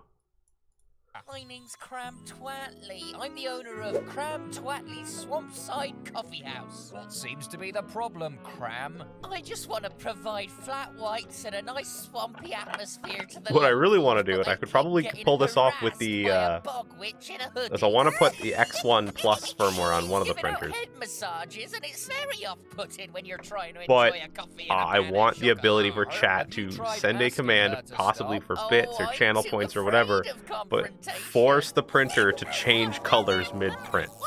I think that would be a lot of fun. Rubbing everyone's heads, would ya? Oh, I'm just so jealous of all your smooth heads. Mine's all knobbly bobbly. That feels nice. Now, where are we and who am I? Nigel, did you remove some of her brain? I bet your head's nice to rub. Ah, bollocking bastards. I love the view from a hot air balloon taxi. Come on down to Frank's Flails. There'll be blood on your hands. We guarantee it. We're almost at the supermarket, Nigel. We can wander around and Well, grab some hey, snacks. I need to make what's a that bloody coding journey because I'm not a software guy. I'm a hardware guy. And if I want to make, a system that like, chat commands interact with the printer, I'm going to have to do some coding. which terrifies me, but I need to learn. I have done very little coding in my existence. I have done a little bit of microcontroller programming back in the day, and a little bit of Arduino, but I wish I knew Arduino better than I do. It just keeps falling out of my brain, if that makes sense. I've learned it like 5 or 6 times and it just keeps falling out of my brain. I haven't left this hot air balloon in 35 years. The taxi company forbids it. I'm contractually obligated to occupy this hot air balloon at all times. Oh, my only wish is to feel the grass between my toesies again. Orlando's right outside the supermarket. Wait, I can't go lower. His massively long legs are stopping him from descending. It's hard to keep me balance up here. Hey, move out the way, you silly bastard. I can't. Well, I'm not moving for you, you land-based git. Tabletop RPG developer like D&D Pathfinder, etc. That dude, fucking hell yeah. Making a tabletop RPG system, an entire virtual tabletop as well. Like, so spending like 12 hours on it a day. Dude, that's fucking awesome, though. That's super cool. I genuinely wish you all the success in the world on that. That sounds like it'll be really, really cool. There's some That's meaty really bastard neat. down this well. My name's Quimble Norris. I'm a flesh disc. My perfectly I've played a little bit of Dungeons and Dragons. I've played to a degree. I've not played Pathfinder or others.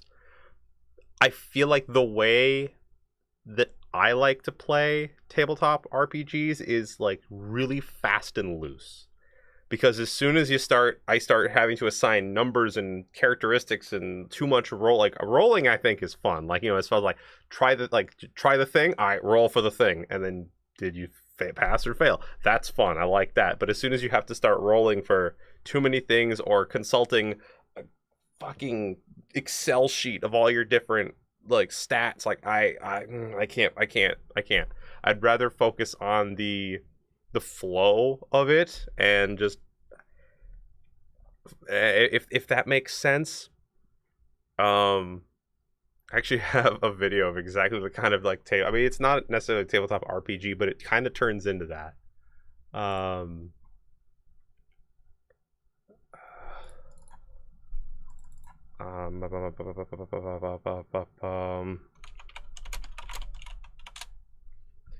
This video. This is really fun. Dragons. I don't know. Cars can't die. It's basically like it literally is like he made a cursed ass tabletop game and he just makes up the rules as he goes, and like one of them just like there was no cars, but there was an improv session in it where he passed his driving test, so he got a car and a license, and now he drives around with goblins. Like, it's just all bullshitted on the spot. And that's so funny to me. I found Magic the Noah from his this one. I'm confident I got this board unlocked. And I want to now. do So this far, because this looks everything's like gone so according much to plan. fun. Wait, so that's home. Then what's that? Oh, then that might be nothing. This That wasn't video even is down so before. good. Ah!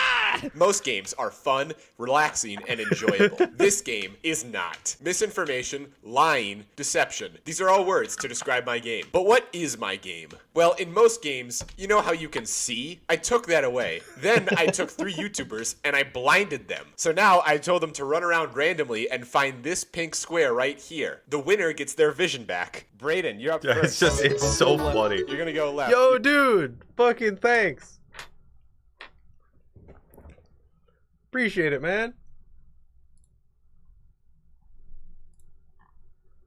I wanna do something like this because like it's weird because at top level this seems like it'd be really, really easy to do, right? Because you just make a BS board, no one gets to see it, and then just make it up. But then like how he flips back and forth between all the different screens as he goes to like keep it engaging and interesting. Watch our channel more than you watch Netflix? Fuck yeah. I'll get the printers back up and running. I'm finished with a current. Well, I've been printing, so you've probably seen it if you've been paying attention. But I've been printing all these axolotls in various colors. because I want to make a bundle of them, because you know they're all the Minecraft axolotl colors. I want to make a bundle of them and sell them on Etsy. I already have several things on Etsy, but I've had a few sales, not too many, but I need to. I mostly attribute it to just not having many listings.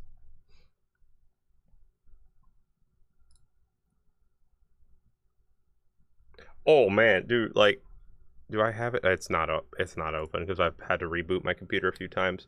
I had an issue where I was done with a game and then I blue screened. This computer has only blue screened like twice. Usually, if it dies, it just goes black, reboots, and that's usually down to Adobe being a bitch. But it blue screened, so I lost some stuff, but I fixed that issue. But yeah, each bed of these size, I can fit, I think it was 36 on a bed, and it takes about 14 hours to print. That's part of the reason I want to, but like because this bamboo bug is annoying because like I've been, I'll go get him.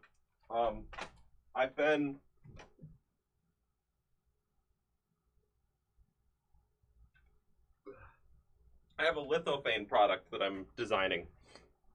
And lithophanes, especially on the bamboo, are really, really cool.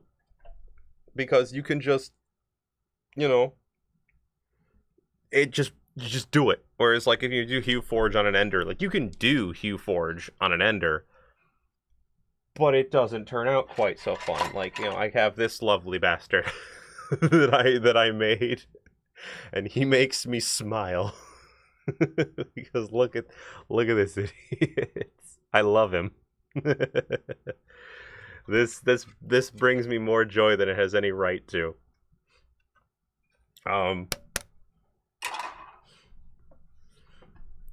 Let's see. Can I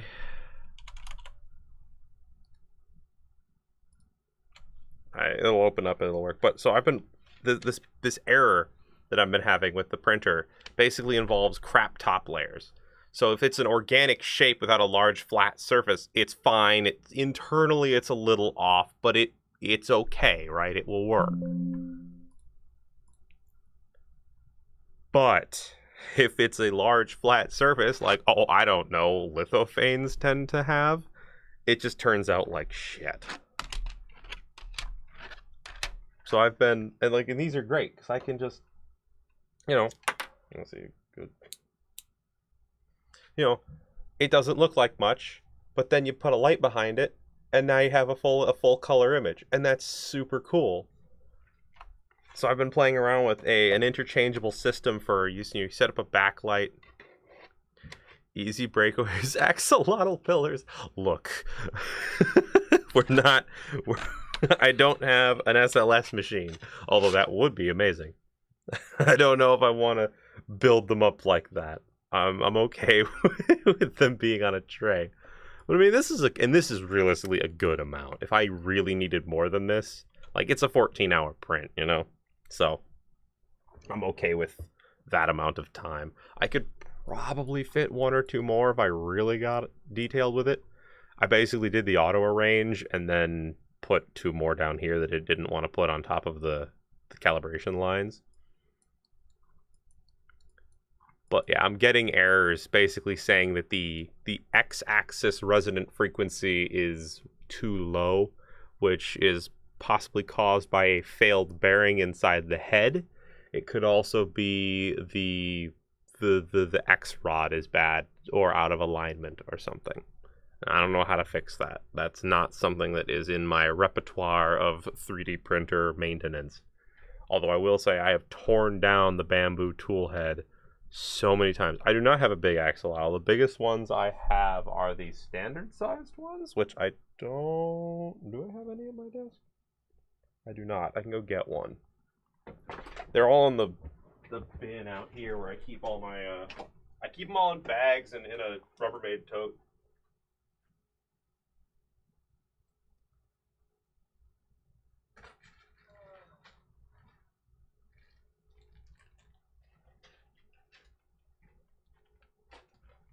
It would be fun to have a giant one, though. This is the normal size. This is the normal size for them. It's basically desk toy palm size. This is one of the ones that I call a Galaxolotl, because it's with transparent blue sparkle filament and then like an iridescent purple. So I have them listed as the Galaxolotl.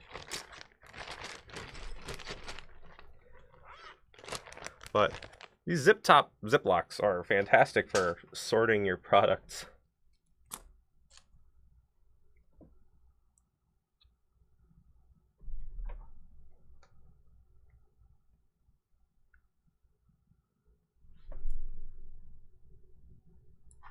Yeah, because I'd slice it, but it gets mad sometimes if I'm slicing while streaming.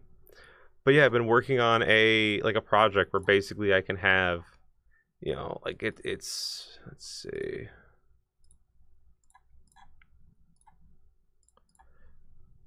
These are 2x3. So if I do this collinear, and then these are 150 high. There, aspect ratio set. So basically I want to have something where I can, have a frame, and then there's an offset on it of, I don't know, about 5 millimeters or so. And then I can have, no, not 10. I'd want like, where's the calipers? Where's the calipers? Where's my everything is a disaster and I need to clean my life. There they are.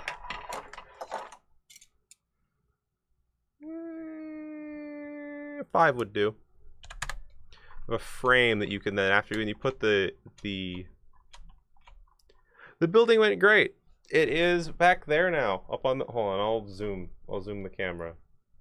It's back there now. You can see them and they look fantastic.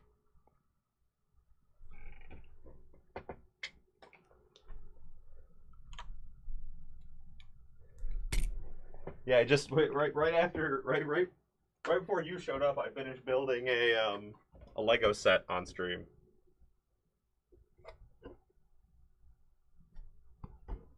Because I found it at Walmart and I loved it and I purchased it and then I built Legos. And I was talking about when Bamboo gets back to me about the maintenance required on my printer, it will likely require some printer surgery, in which case I'm probably going to do that on stream, because why not? I might not, depending on if I think it's going to be just like a long pain in the dick, because it's no, I mean I guess I was talking to Echo about he showed up right after I finished, I believe. Yeah, actually, he watches the printer streams. By the way, giant CPU axolotl, hollow center, cutouts in the bottom, filled with cotton balls. 3D printed axolotl pillow. I don't know if that is how a pillow I would want to lay my head on. I'm gonna be real honest with you. I think you can get an axolotl pillow on Amazon for that. It would not hurt quite so much.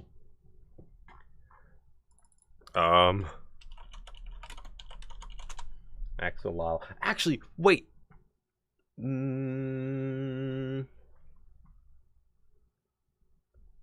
Oh man, these are weird. Oh, these are goofy bastards. Oh.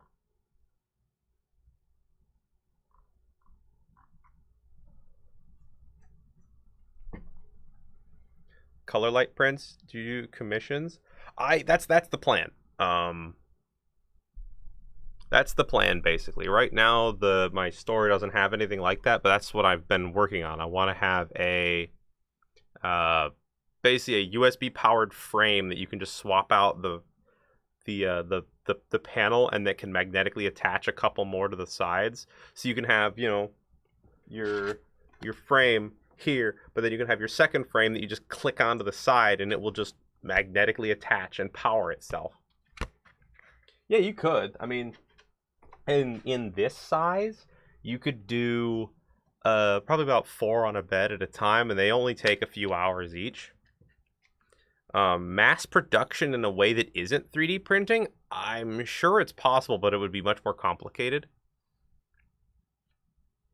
Because you're laying down plastic in very specific amounts, in specific layers.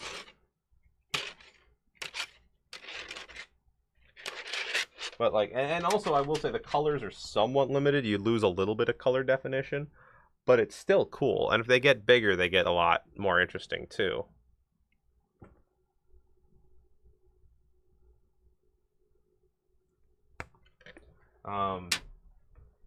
I was actually thinking about, at work the other day, I was thinking about building a custom 3D printer that was designed to print both Lithophanes and HueForge prints.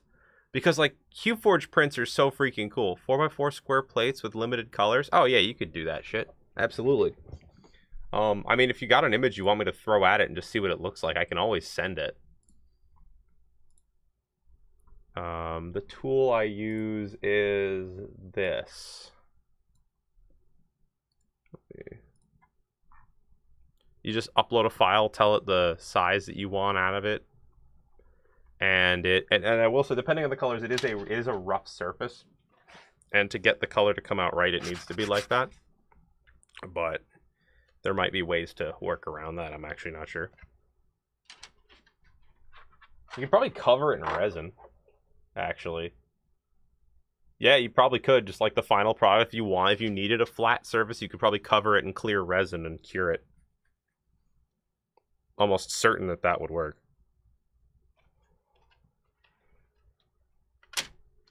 Yeah, I've got a few of these at this point. They're all from AI generated art because I needed something that, like, I needed something to play with that I have the rights to, that, like, I don't have to, like, look, it's just, I pay for Midjourney already. People can dunk on AI art all they want. It does a very good job for a very specific set of circumstances.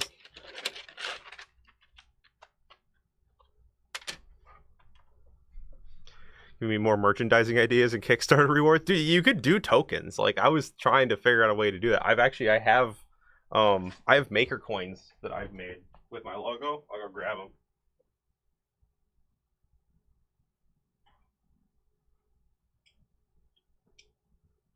Like, Allie here has a couple of them because every time she buys shit from me on Etsy, I send out a maker coin.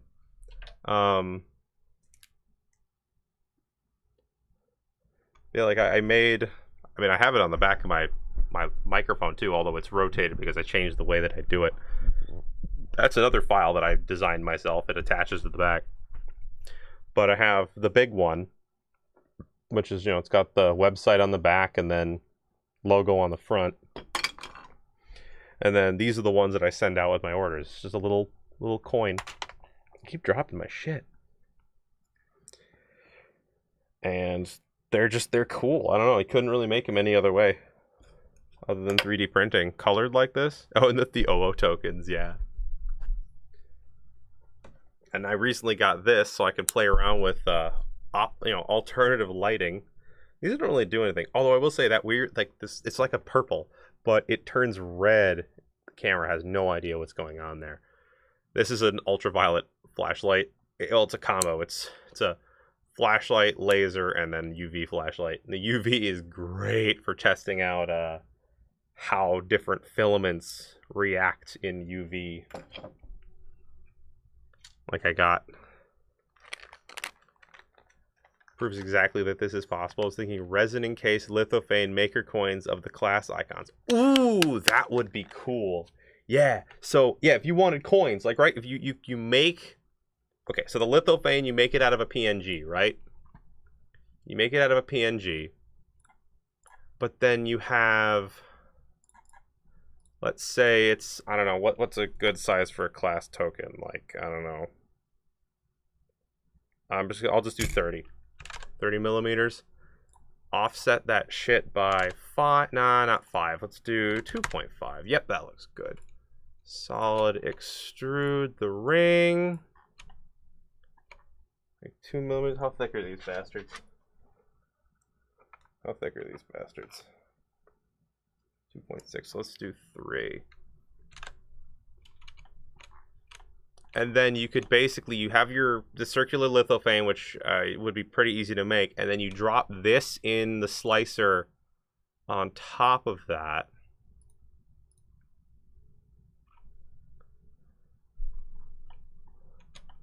So, you know, you have your lithophane little token, and then you can drop that ring on top of it, and then when it prints out, it should just be the lithophane with the ring backing, and then you could fill that in with resin, let it cure, maybe sand it flat, maybe you don't have to, and there you go, you got your class tokens. It might be challenging due to the size. You might have to get really fancy with that. Because, like, you know, you lose some definition. But if you were... That should work. That level of detail, you should be able to get that. They're all fucking anthro...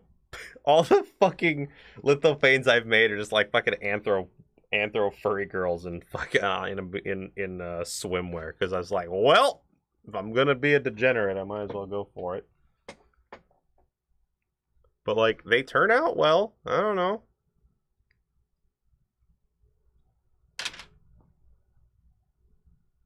.4 millimeters. Easy enough to change. If the whole token is that, then you would do... Sketch dimension. Wait. Yeah, that's... What? Oh, I see. I see what it did. What do you mean create driven? No. So the class icon on Discord? Yeah. I mean, I could just print one out real quick. It might be a little goofy, but I could still send it. You can test it out. Go live with the printer, enable the video. I can add it to the stream.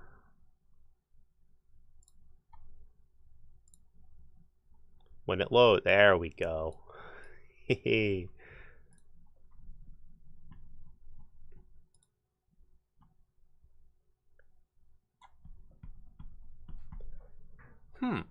For something this simple, I wonder.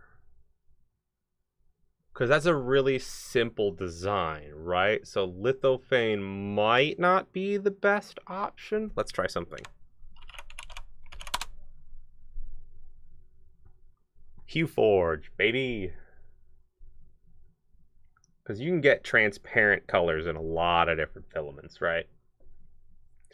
But ideally, because the problem with a lithophane is that you need the light behind it for it to really be visible. Like, you can't, it just looks like nothing, or mostly nothing, if you don't have something in front of it. You know, it just looks like a white square until you put light on it, and then it actually turns into something.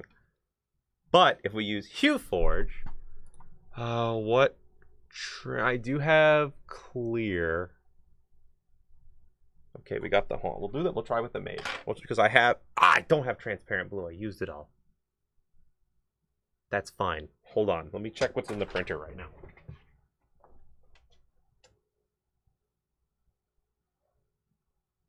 Yeah, we got bamboo cyan. That'll do.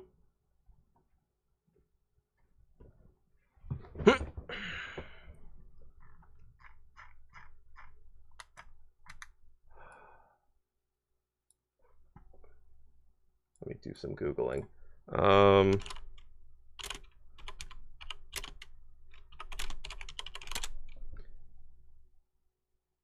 Not what I wanted.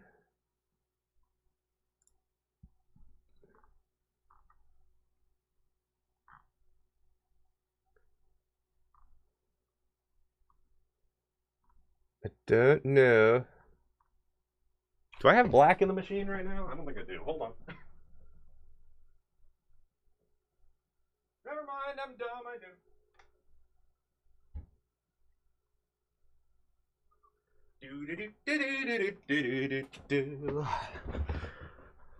All right. Yeah, cyan would be the Sheila, but it's just because it's what I have in the printer right now. Let's try. I know we'll try. We can try this one. Save image.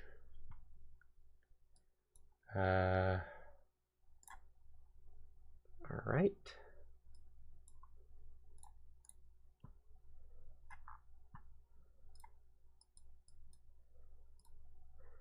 All right. So we set the. So we want to, interestingly enough, we want to do this kind of backwards.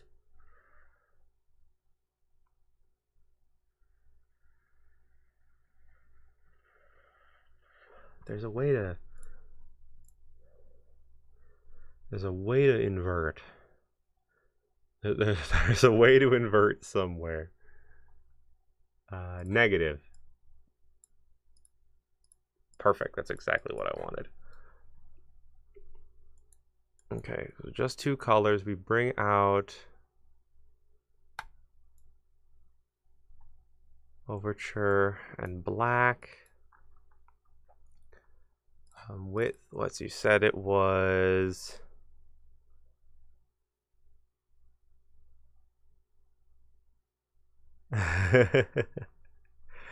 Yeah, we can just keep trying this for now. I don't need to see all of them. This is more of a proof of concept.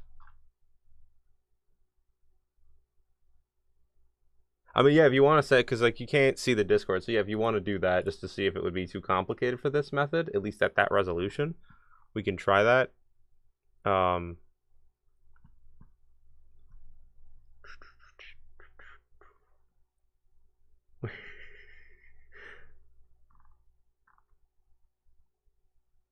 like how we're both also in the Beat Saber modding group, and the oh, that should be doable still. Should be. We're both in the Beat Saber modding group and the Deep Rock Galactic Discords. Alright, let's see. What did you say the size was?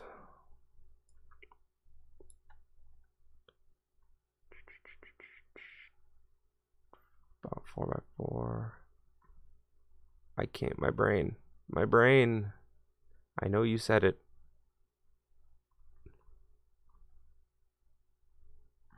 I know you said it, how big they were. 4 by 4 inches, but that 25.4. I can't read. All right. 25.4. Okay, we try to increase the resolution of this because it by default goes pretty low res. But we play around. And I mean, there's always the options of like, you know, you crank the resolution, then you use a lower nozzle. Or the even, this is like, realistically, this is the ghetto way to do it, right? Ideally, if you, and you might even have an if you have an SVG of this, like a proper vector art logo, you can just drop that right into Fusion 360, make the token entirely in Fusion, and just do a layer change manually to get the effect that I'm going for. That's the ideal way to do it, but this is the ghetto way to do it.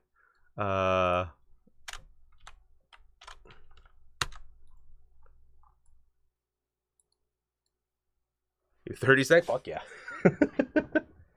As SVGs, I can drop straight into Fusion.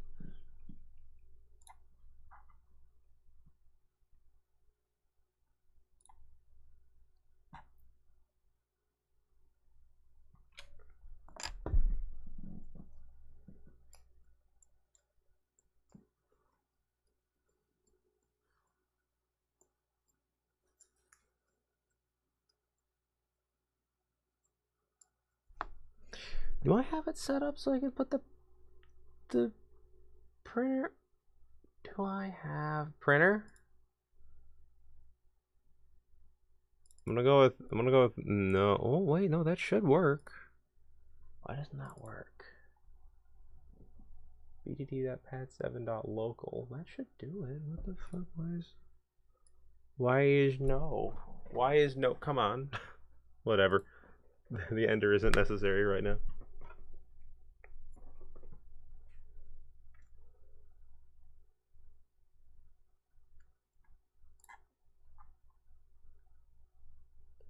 Yeah, Hue Forge basically works based on the luminance and chrominance of your print.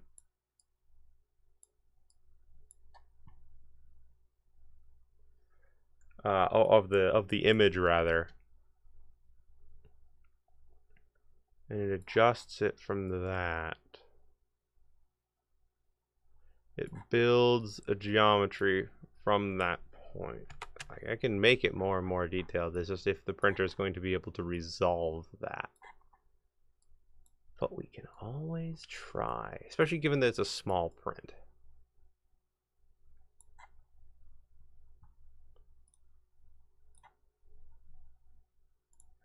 Saving. Start on downloads.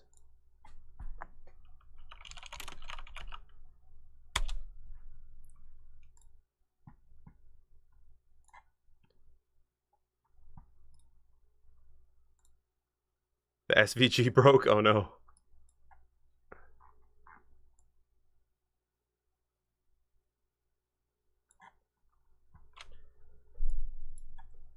Okay, so I want blue and black.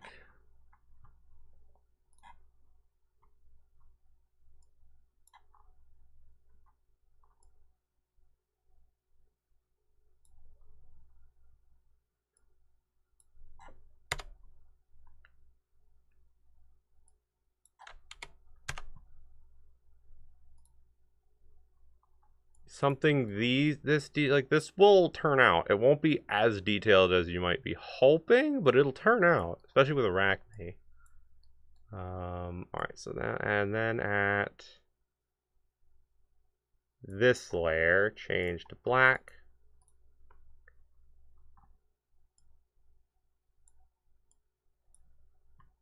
Ooh, that's just some code.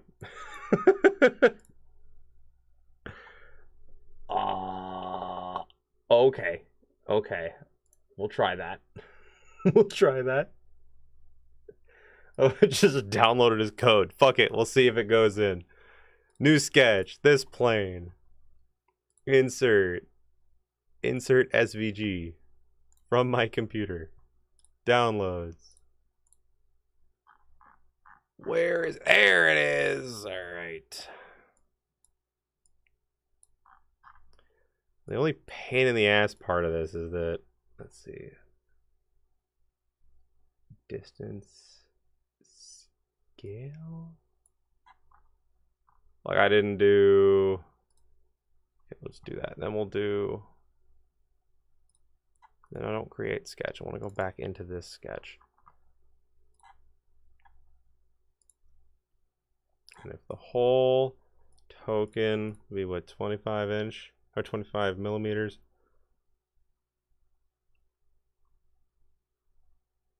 Okay, well, we fuck around with this. I want to send this to the printer and just because that's a little thin, but that would be easy to beef it up.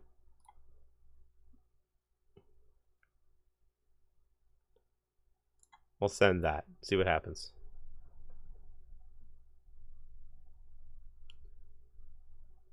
Do I have the right plate in there? Yeah. Okay, I do. Like I was like, what fucking plate did I slice that for? 25.4 millimeters. Fusion.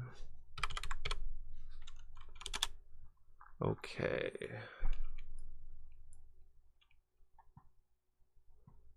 Unlock that bad boy.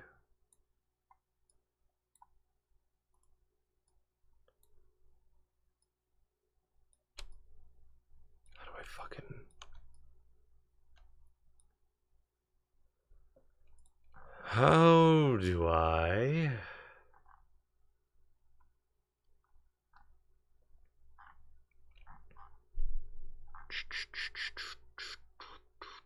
Okay,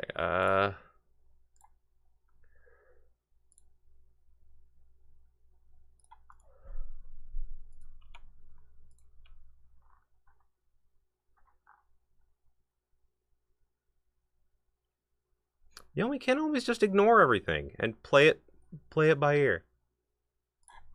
All right, we do that.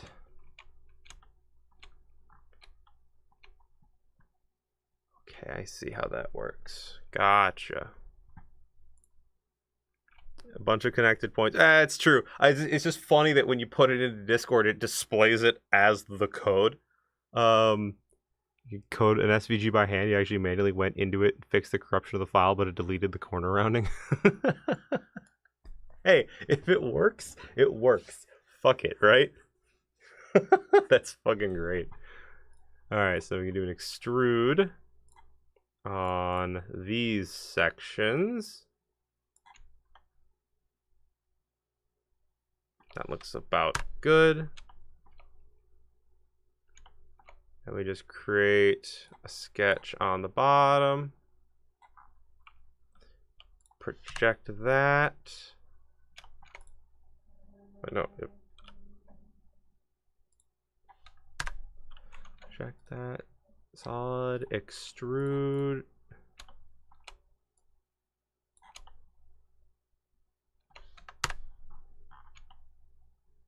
Maybe that was a bit much. Hold on, let's play with that. What did that do? 5. We'll do... This is just quick ratios. 3. And then we'll do 3 there as well. Actually, the bottom we want to do like 2. Yeah. Then we can go into bodies, save as mesh.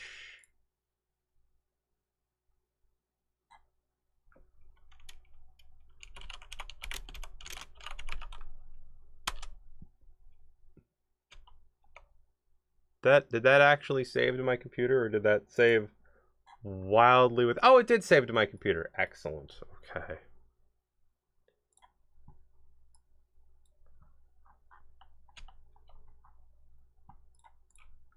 Because the bamboo is playing with that. Okay, so that's too big, but we can easily scale it down in here.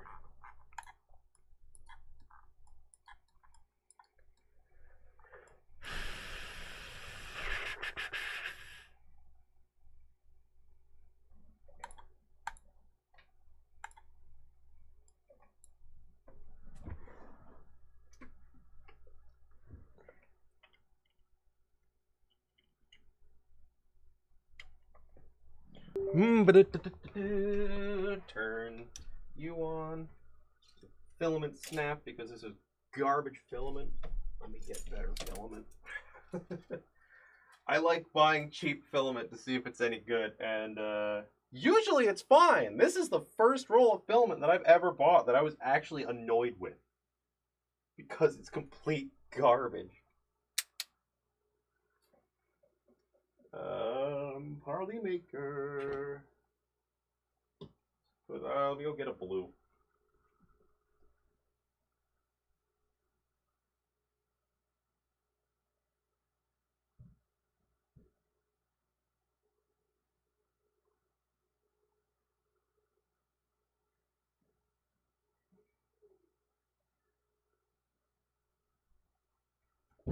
This will be perfect.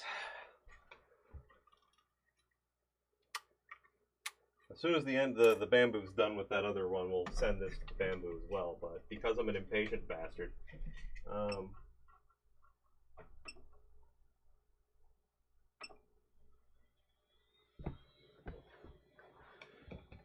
what are the idea with these? It goes deep. Oh, fuck it, sure. If you're willing to divulge.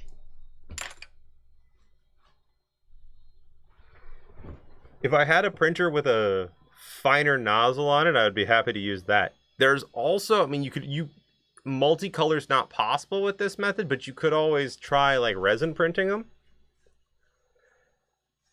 And you could print a lot of, like, because with resin printing, you typically print them not flat. So you could like have a whole tray of them angled like this and just line them all up.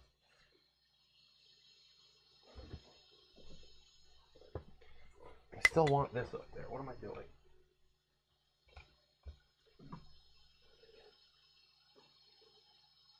I was one of those idiots that bought the Cyber beer, so I have the Tesla Cybertruck Stein because this is cool. Yeah, Lego minifigs, of course.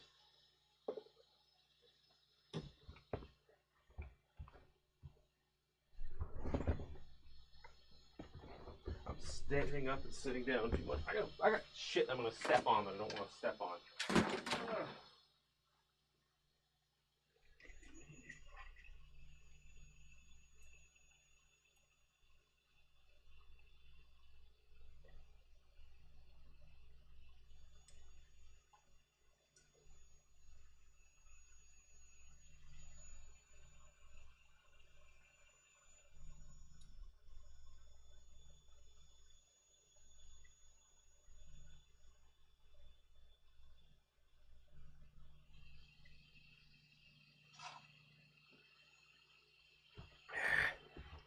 They made figures with standard body proportions for each of the playable lineages and armors and weapons.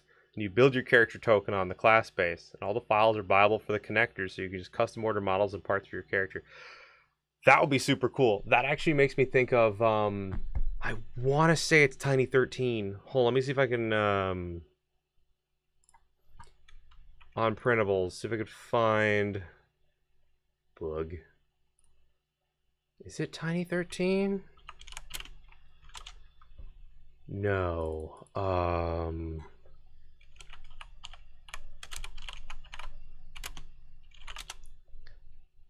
No. Close.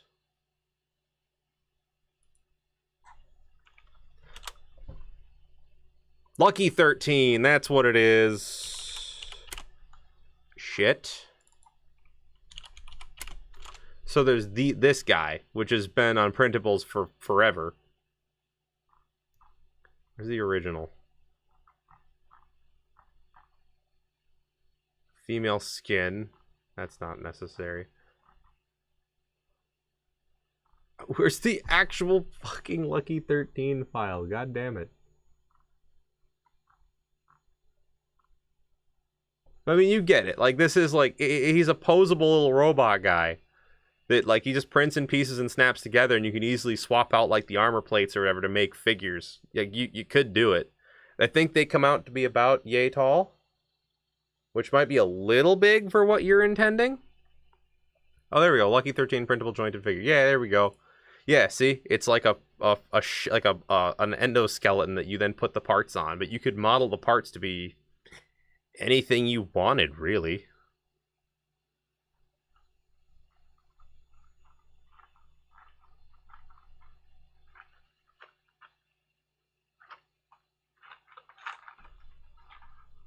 That would be super cool, though. Like, I like the idea of an ecosystem like that where you could easily make stuff.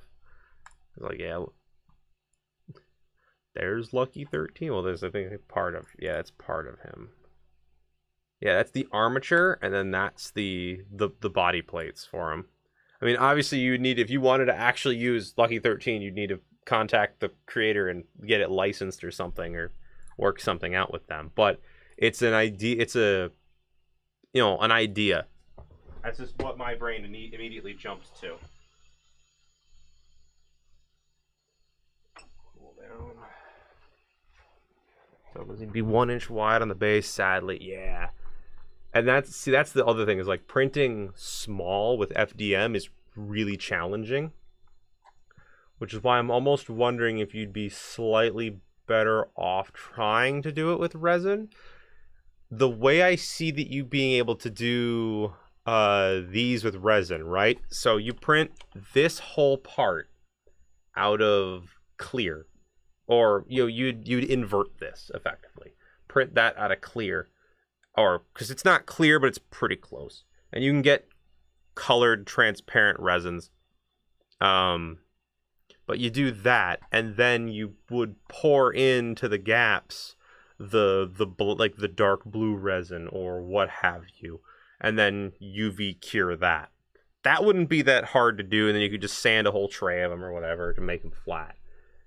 That wouldn't be too challenging, I don't think. Why do I have the Toyota Prius 2012 Toyota Prius reliability report up on a tab? Okay. 4 seconds. That's See? Brandon Ferris. He's funny.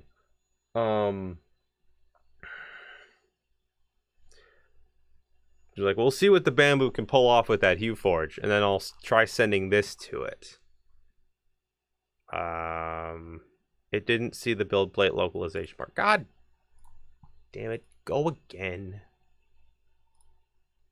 Do it again. You little bitch.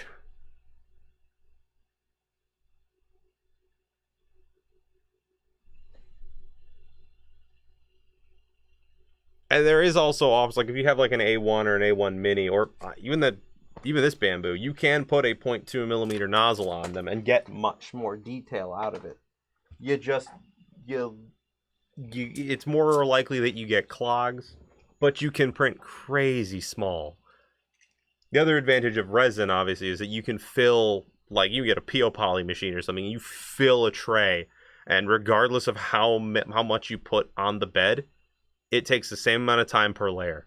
Like you could print 1 or you could print 100 in the same amount of time. That's just how resin works.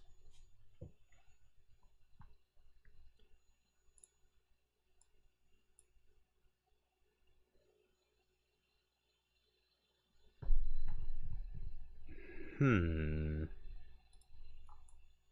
we'll see if the bamboo can really, how closely it can resolve this. Because I could always go in and try changing the line width, and it will look goofy because of the problems with the printer right now. And let's try this. Slice plate. Yeah, it doesn't... It'll do it. It'll do it. Fuck it, let's try it. Export G-code. Send that shit.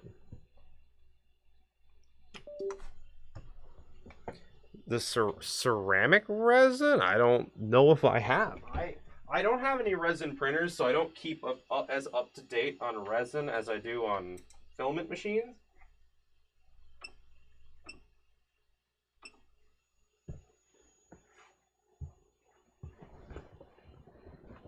Is it just like there's like ceramic additives in the resin, I imagine?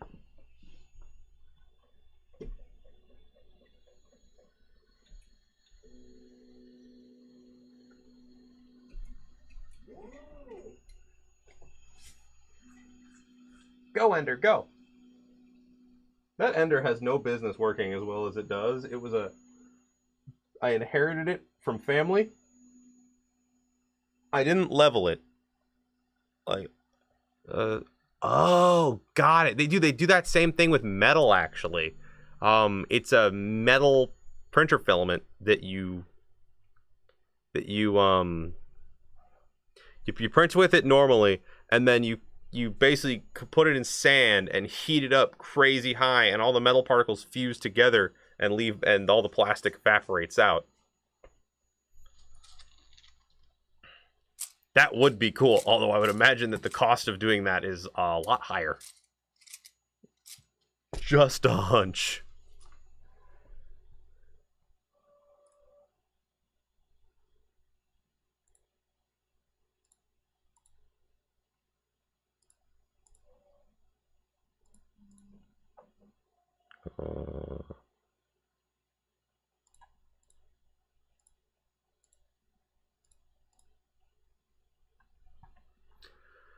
Sorry, my brother posted dog pics, so I was looking at them. He's so tiny. So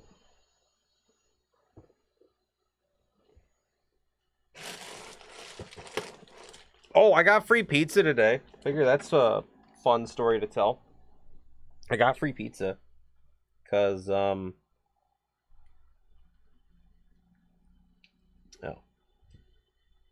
so I ordered pizza.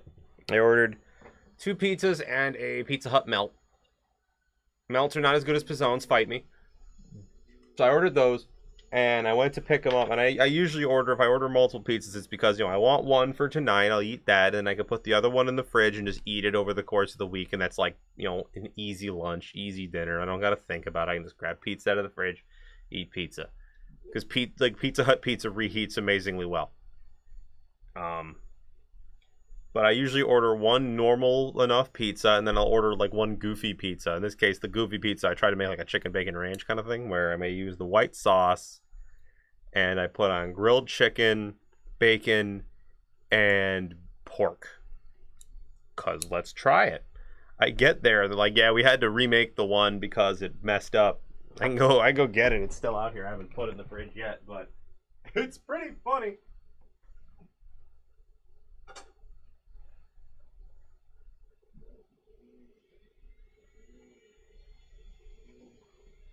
These all kind of sagged up here. Probably should have separated them, but yeah, this is what they're like. I get there, like, you just want the one that screwed up, and I'm like, yeah, that's free pizza. Of course I want free pizza. This is what happened. Fuck. Look at the hole in the middle of the pizza. There's like, I could rub the cardboard. It goes all the way down. Like, it's all the way to cardboard. There must have just been a really big bubble. And they're like, well, we can't just give them that. That's bad. But they asked me if I wanted it, and I said yes. Kind of, yeah, there is basically a second crust on this bitch. So I ended up with 3 pizzas that I don't need 3 pizzas. So, looks like pizza's back on the menu, boys.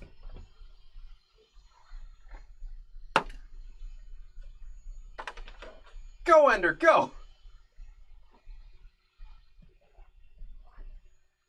Let's print out this little token. But yeah, I've seen people do crazy good detail on FDM printers using tiny nozzles. Actually, where is the... I think it's a CNC Kitchen video.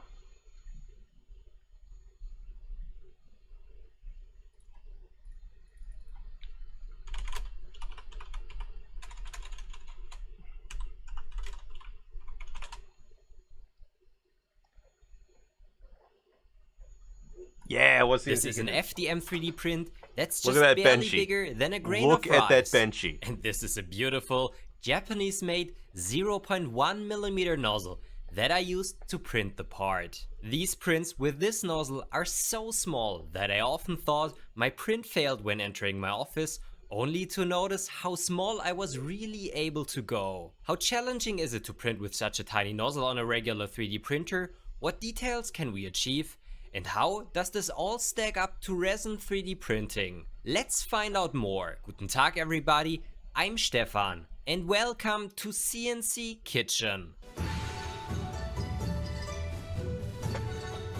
So recently, Key from Kaika sent me a message and asked me if I'd like to take a look at their 3D printing nozzles. I get a ton of these messages and usually decline them, since reviewing yet another nozzle with a special coating or alloy isn't just that interesting for me anymore, and probably also not for you. The thing that excited me though was that these are Japanese made nozzles that you can get with an orifice diameter down to 0.1mm, which is thinner than anything I ever used. Well, that don't look bad Compared at to all. standard 0.4mm nozzle, this enables you to add way more fine Hold on, details let me try onto putting light prints, behind it so you can though see the... comes with challenges.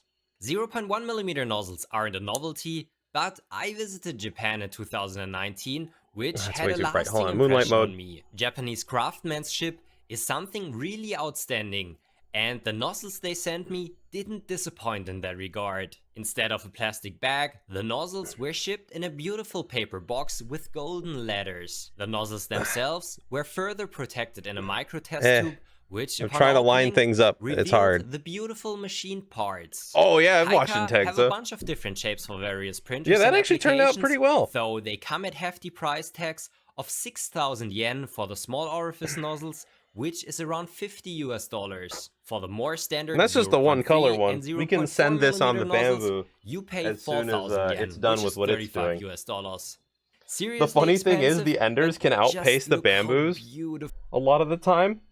on really small prints, Enders beat Bamboos, even though the Bamboos are so much faster, because the Bamboo has like a 7-minute startup sequence where it levels the bed and does its tests and checks everything.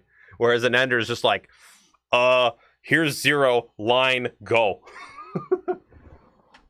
Like, they don't have a startup sequence, so they just happen immediately. So I would say the lines on the edge of that shield are probably as narrow as I'd want to go. Those are pushing it. Can I even measure that? How tiny are those lines? They're about 0.3 millimeters, so it went down a little bit. So it could probably go a little smaller than that, but that's close to the limit, I would say. Yeah, that's how Enders work. It's just like, I'm going to assume you have me calibrated. Fuck it, let's go. Beautiful they are. Look at that.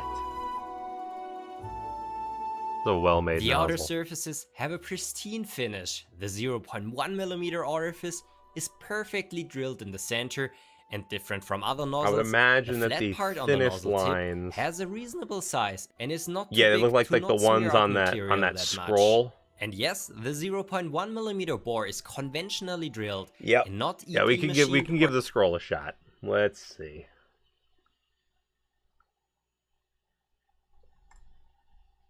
Do you have the SVG for the scroll? Because that's what I used for this shield is using the SVG. The Bamboo's doing it with HueForge right now. But I mean, if you have an SVG, that would, I mean, you're going to get a lot better luck because it can actually follow the lines properly. But yeah, that did a pretty good job. It did warp. It definitely did warp when I pulled it off the bed. But that would be solvable by just, like, that's not flat anymore. But that would be solvable by letting it cool all the way on the bed and then pulling it off. I was just impatient.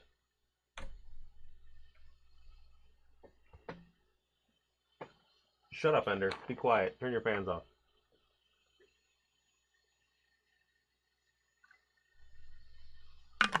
Where's the Bamboo at? Oh, Bamboo. The Bamboo done? Bamboo's done. I'm gonna go get it. 1 minute to recode. Alright. Well, I gotta get the Bamboo anyway.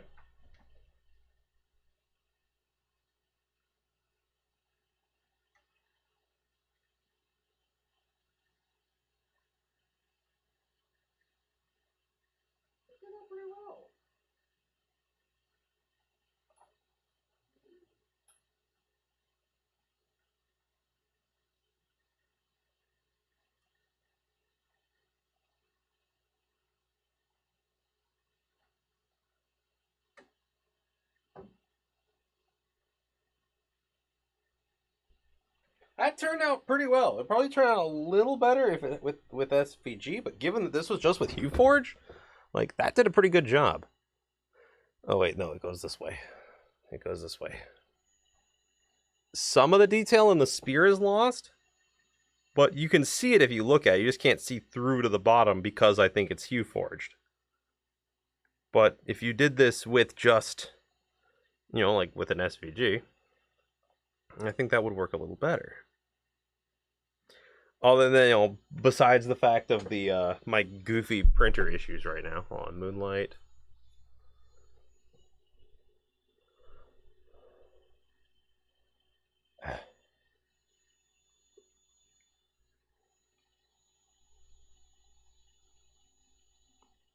You know, basically that's the idea. You use black and then the color as the backing. It would look cool like that too.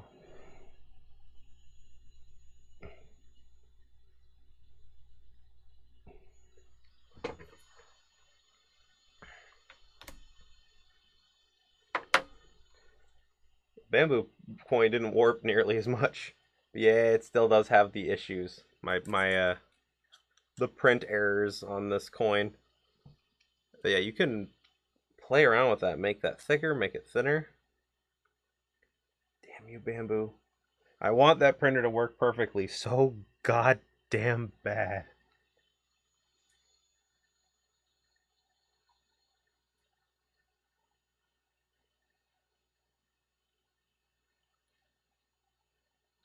I also definitely didn't use the HueForge profile when I printed a HueForge item. but these things happen. Oh, Allie, have you seen the Are they in here? They are in here. Well, they're over here too. The axolotls that I've been printing for sale. I have not listed them yet, but I'm going to. They will be listed sometime this week because they're all done now, and I just gotta take photos. We have all the Minecraft colors, all the babies. And I want to sell them as a set. You just get a little pile of tiny, colorful axolotls. Because these guys are too fucking adorable. They're the same one, same model as the ones you have. They're just smaller and they're all the colors. They're so little. Ugh.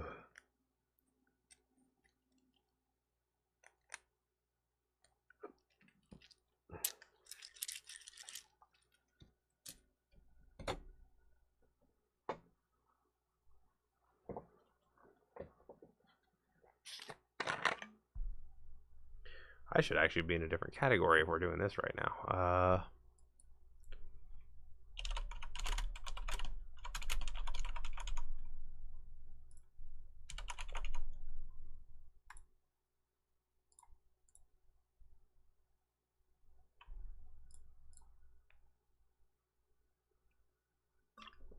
Wait, did I ever add an Etsy command?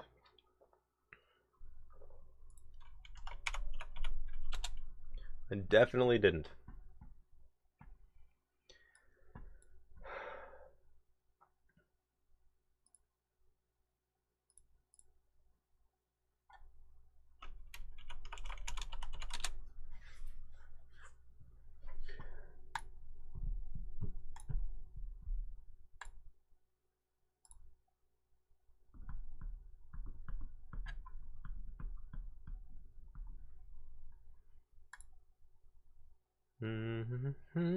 Cloudbot? Is Cloudbot off? Watch him be off.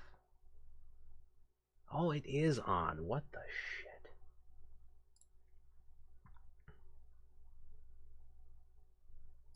Add command.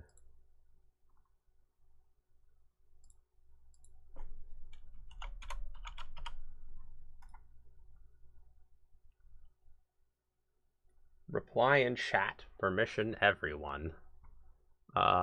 What? Did I ever actually make that? Hold on.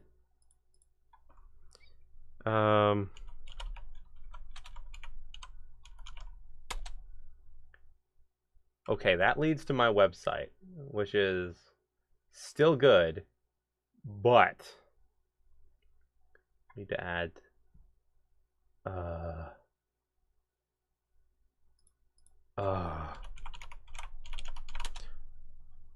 send me a file, confirm it works. Okay, where's this?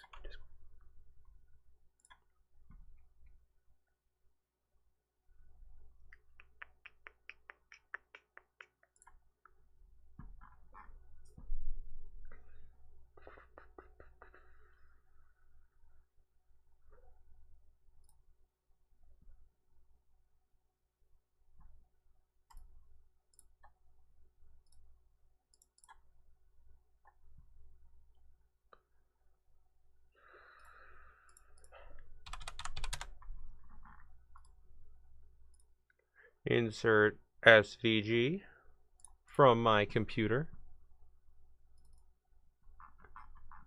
Oh boy.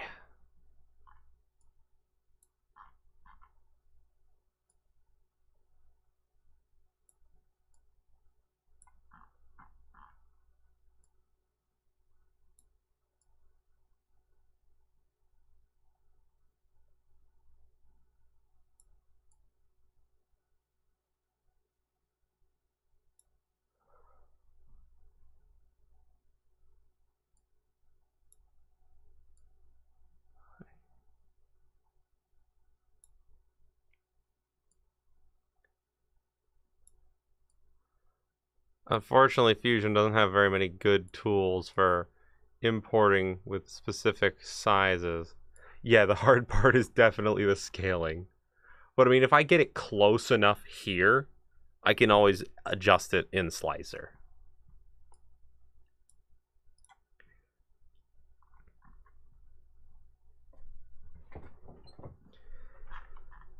Okay. So now, okay, hold on. Let me look at the colors of all these. I have all these colors.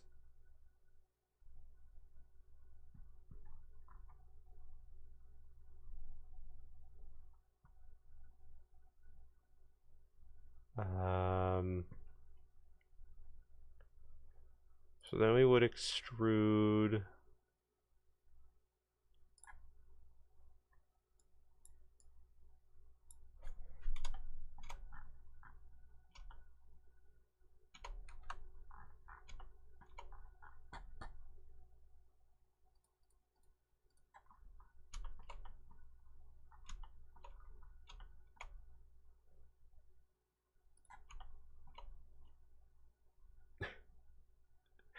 The only pain in the arse part.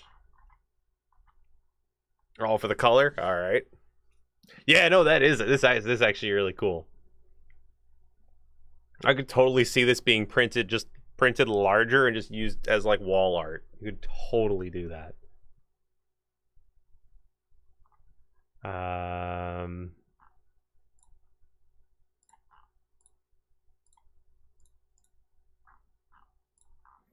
I'm sure there's a way to do this better,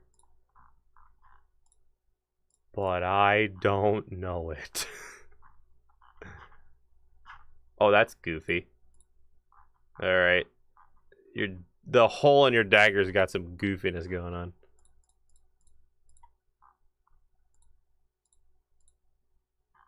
Oh, some goofy shit going on here too.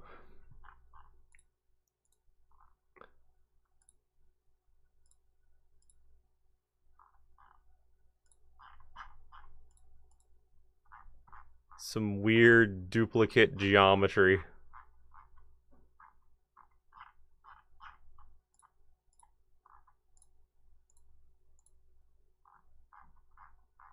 How would I just... What the fuck am I doing? What the fuck am I doing? Hold on a sec. This is a dumb way to do this. Create sketch.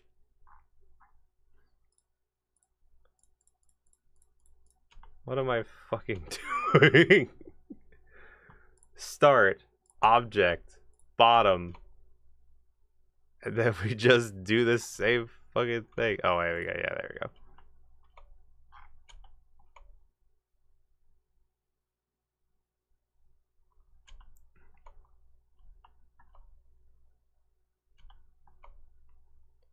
What is it doing? Oh, I see what happened. Okay.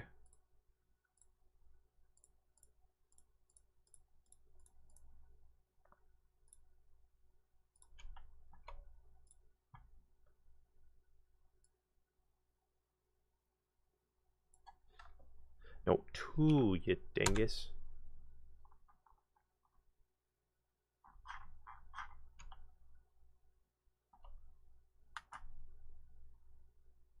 I'm sorry.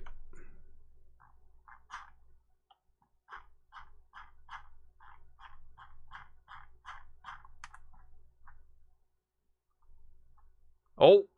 Oh. Okay, we found it. I don't know what the hell happened there. Something broke. Yeah, is it good enough to test? Yeah, absolutely. No, not offset. From object. Bottom. No, stop it with the 3 millimeters. I want 2 millimeters. There you go. Good boy.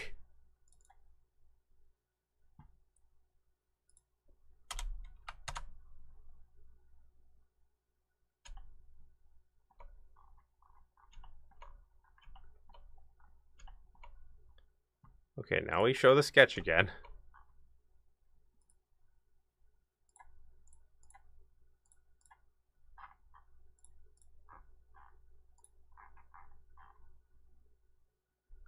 Ah, Christ. Alright, it's doing this thing.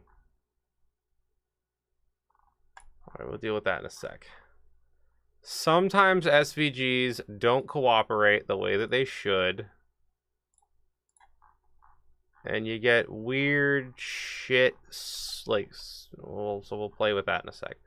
Like, if the lines aren't perfectly joined everywhere, sometimes it just, like, you get this where it doesn't detect these as two separate entities, two separate areas.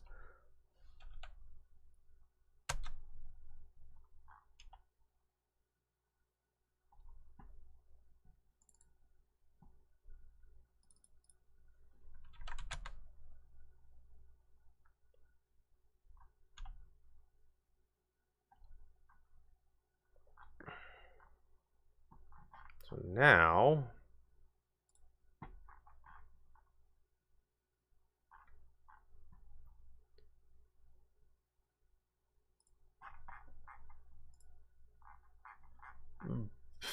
it's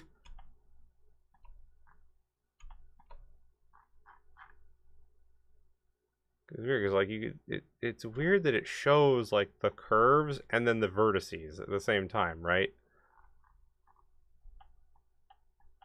I just don't. You made a language and had to hand code the keyboard and font. Nice.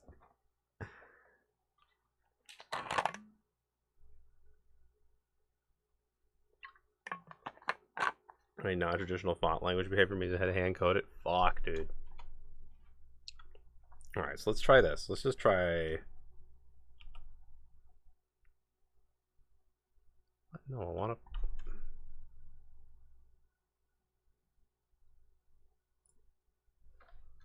Yeah, sure.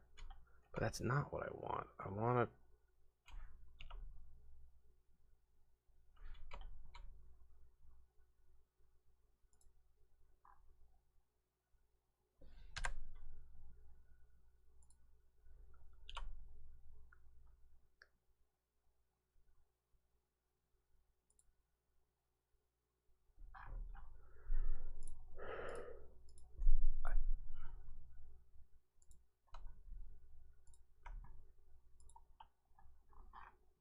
This is a stupid thing that I've had to deal with before.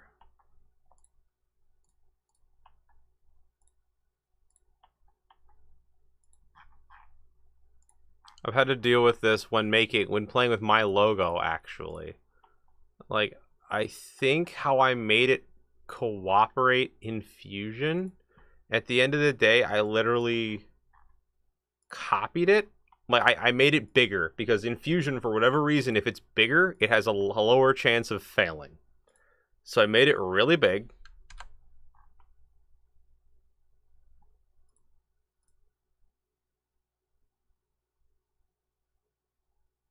I think it thinks there's multiple layers here. Worse was getting it on Android. Had to code my own entire Android launcher just to get it to not hate me. Jesus.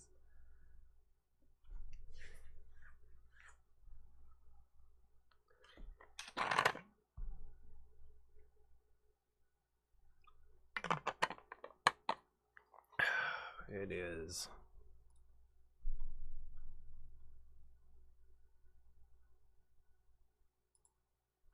I can get that to extrude, but I can't get it. There's a problem somewhere. If it would stop giving me a seizure, that would be lovely. But it sees a problem somewhere in this line, and I don't know what this whole deal is. I don't know what it's like. There's like some weird double geometry going on. I really wish it would stop giving me a fucking seizure. Oh, there we go. Yeah, I don't know what this is or what's happening with that. I don't know why there's a triangle there. I don't know why it won't project. What I'm trying to do is give me an offset.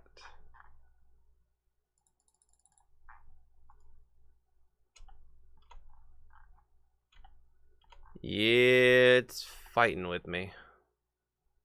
Which is dumb, because it was working before.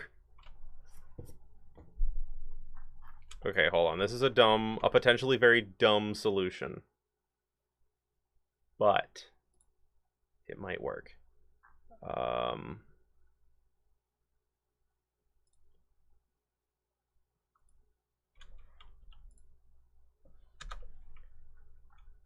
Because that is not necessarily a straight line. Oh, hold on. Maybe it is.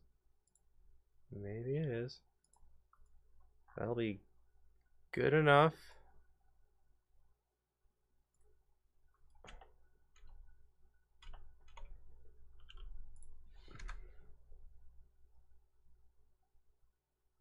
Could you stop? Why? Why must it epilepsy? I'm hoping that one half of it would be enclosed. Oh my god, it does not. The thing is, it doesn't know what layer it wants to select. Can I do...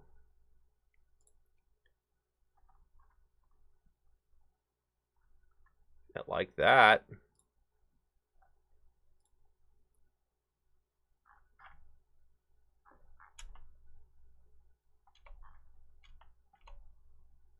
It did not solve anything. You absolute twat. Just work for me.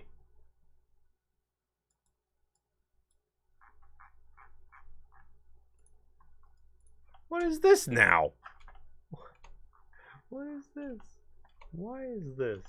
What is happening? You're all extruded on a plane. Quit complaining.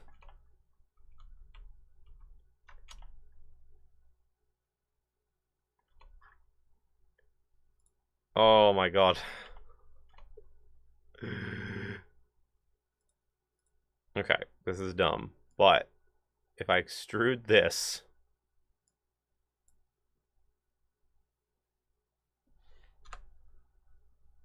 okay.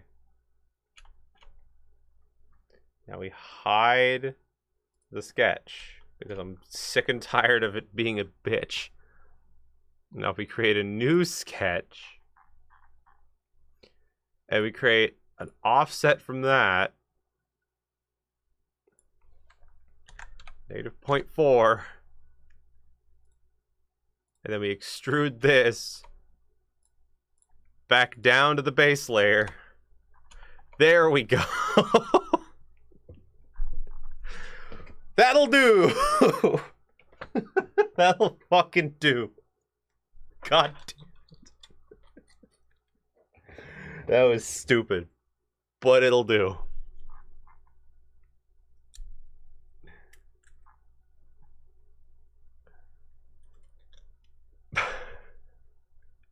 I should not have had to fight it that hard, but whatever. Alright, so now we have the full object. Keep forgetting how small this thing actually is.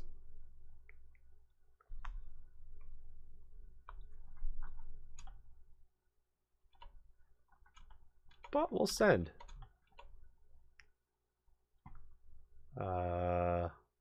Bodies. Wait. What? No, that is not another body, you absolute... you absolute pile. Alright, hold on.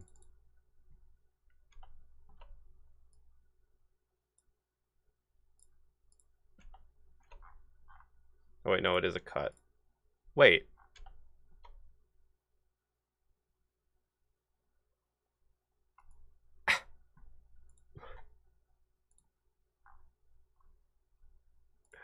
Wait, what?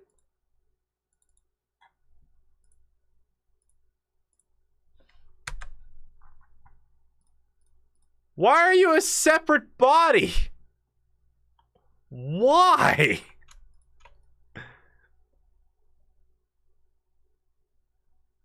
Why are you two? You are inside each other, and Fusion is insistent. Like, you can see that this is...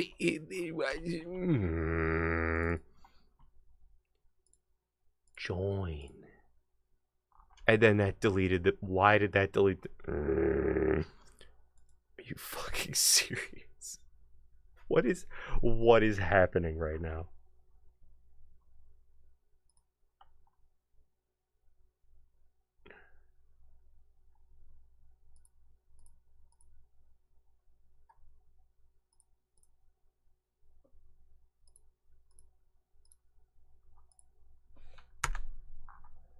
There, we have one body. It's all here. Christ's sake.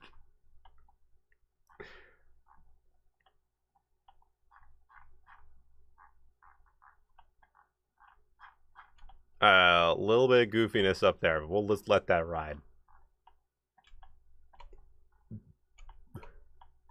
Maybe. I don't know. I will say I have very little experience with SVGs. I've played with Adobe Illustrator approximately once.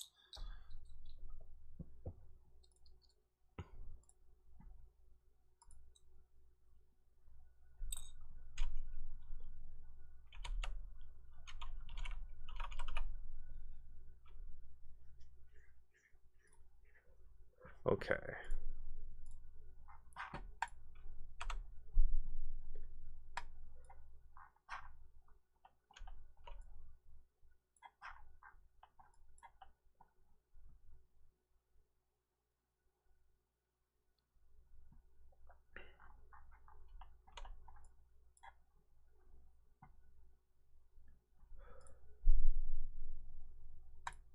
Let's just use that because it's in there.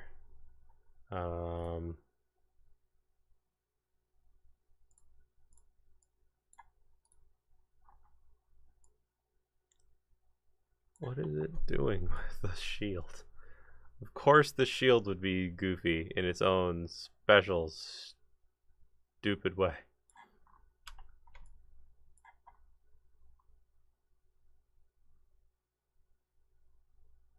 Okay, and here, change filament to black, slice again.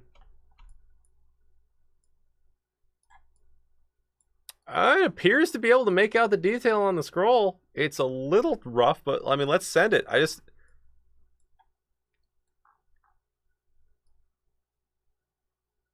see what happens. Gonna be 36 minutes.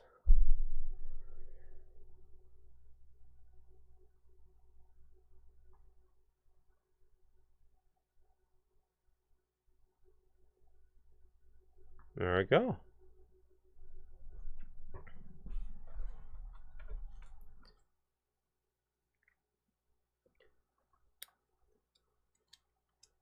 I'm basically just using that orange because it's a filament that I have that's I am low on it, so I kind of want to burn that roll away. And it'll be really good contrast. Yeah, sure. Let's find that.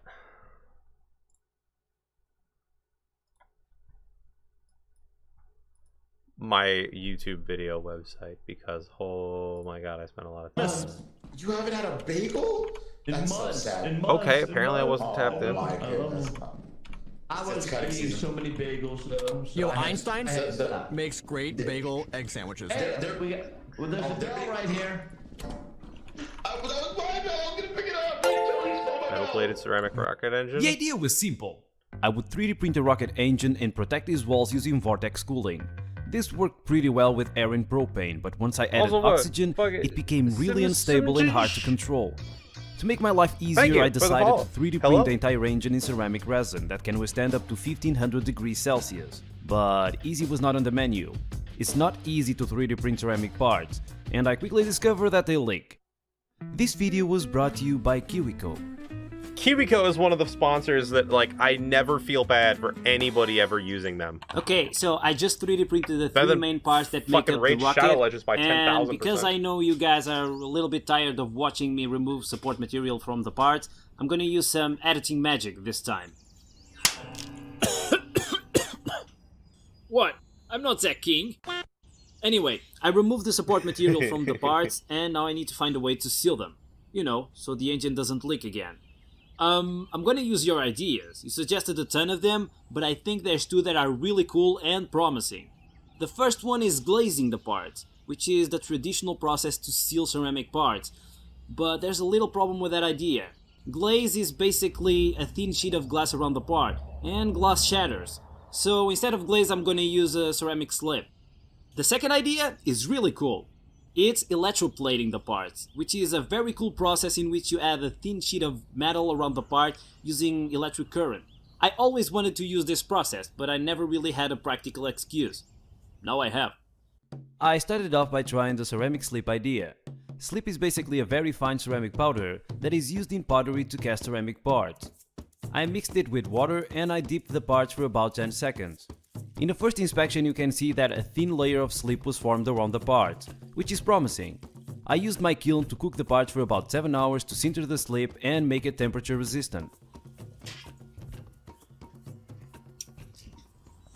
Okay, so the parts are finished sintering, and just by touching the parts I can tell they are more dense. Like, I can't see any cracks or pores, so that's nice. But anyway, the only way for me to know for sure is to assemble the engine and test it. So let's do that. On my other videos I fixed the rocket engines in my Vice, but that doesn't really give me much information about their performance. A cool thing to do would be to put the rocket on a rail, like a linear guide. So if there's any kind of thrust, well, the rocket will be pushed forward. The problem is that for me to order a linear guide right now, it would take me at least a week to get here. So instead I decided to use my... Just a second. My 3D printer. It has a linear guide on it. High quality, actually. I'll put it back together again. Don't worry. A few moments later. Look at that. So smooth. No friction. After getting the spoils from the dead carcass of my 3D printer, I 3D printed some limiters in red PLA so the rocket doesn't shoot out and starts flying around my shop. I assembled the engine and gave it a go.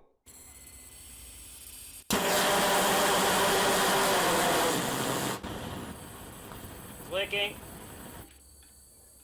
Where exactly, I don't know. Well, let's check the slow motion footage then. The engine seems to be leaking primarily through the nozzle, but once I increase the chamber pressure, it starts leaking through other places. It's definitely not leaking as much as the other engines, and that means the slip dip actually helped. The engine didn't really move though, so I gave it another go, this time full throttle.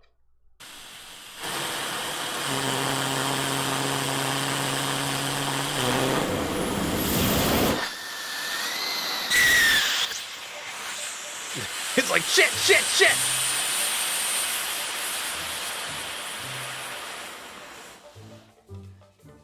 Okay, so I burned a hole in my table, but the engine moved, which is pretty awesome.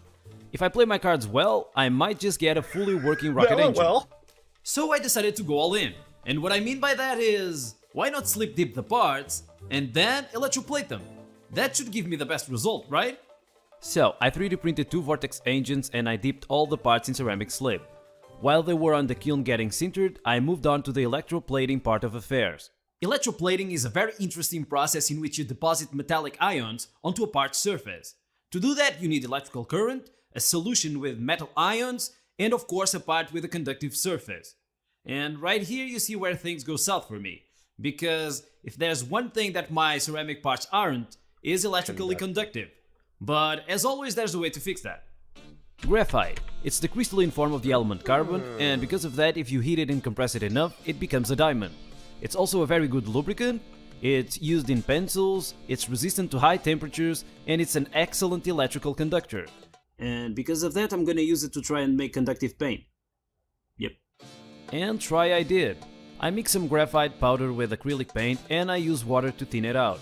I tried some different proportions of the aforementioned ingredients and settled on a paint that was easy to apply and also had a low resistance. I painted some ceramic parts so I could later cover them in metal. In this case the metal I chose was nickel, because it's supposedly easy to plate, has a silvery finished look and can withstand up to 1500 degrees Celsius. I got myself some nickel strips to use in the process, but I still needed a liquid full of nickel ions, and to get such a liquid, which bears the name of electrolyte, I got myself some white vinegar.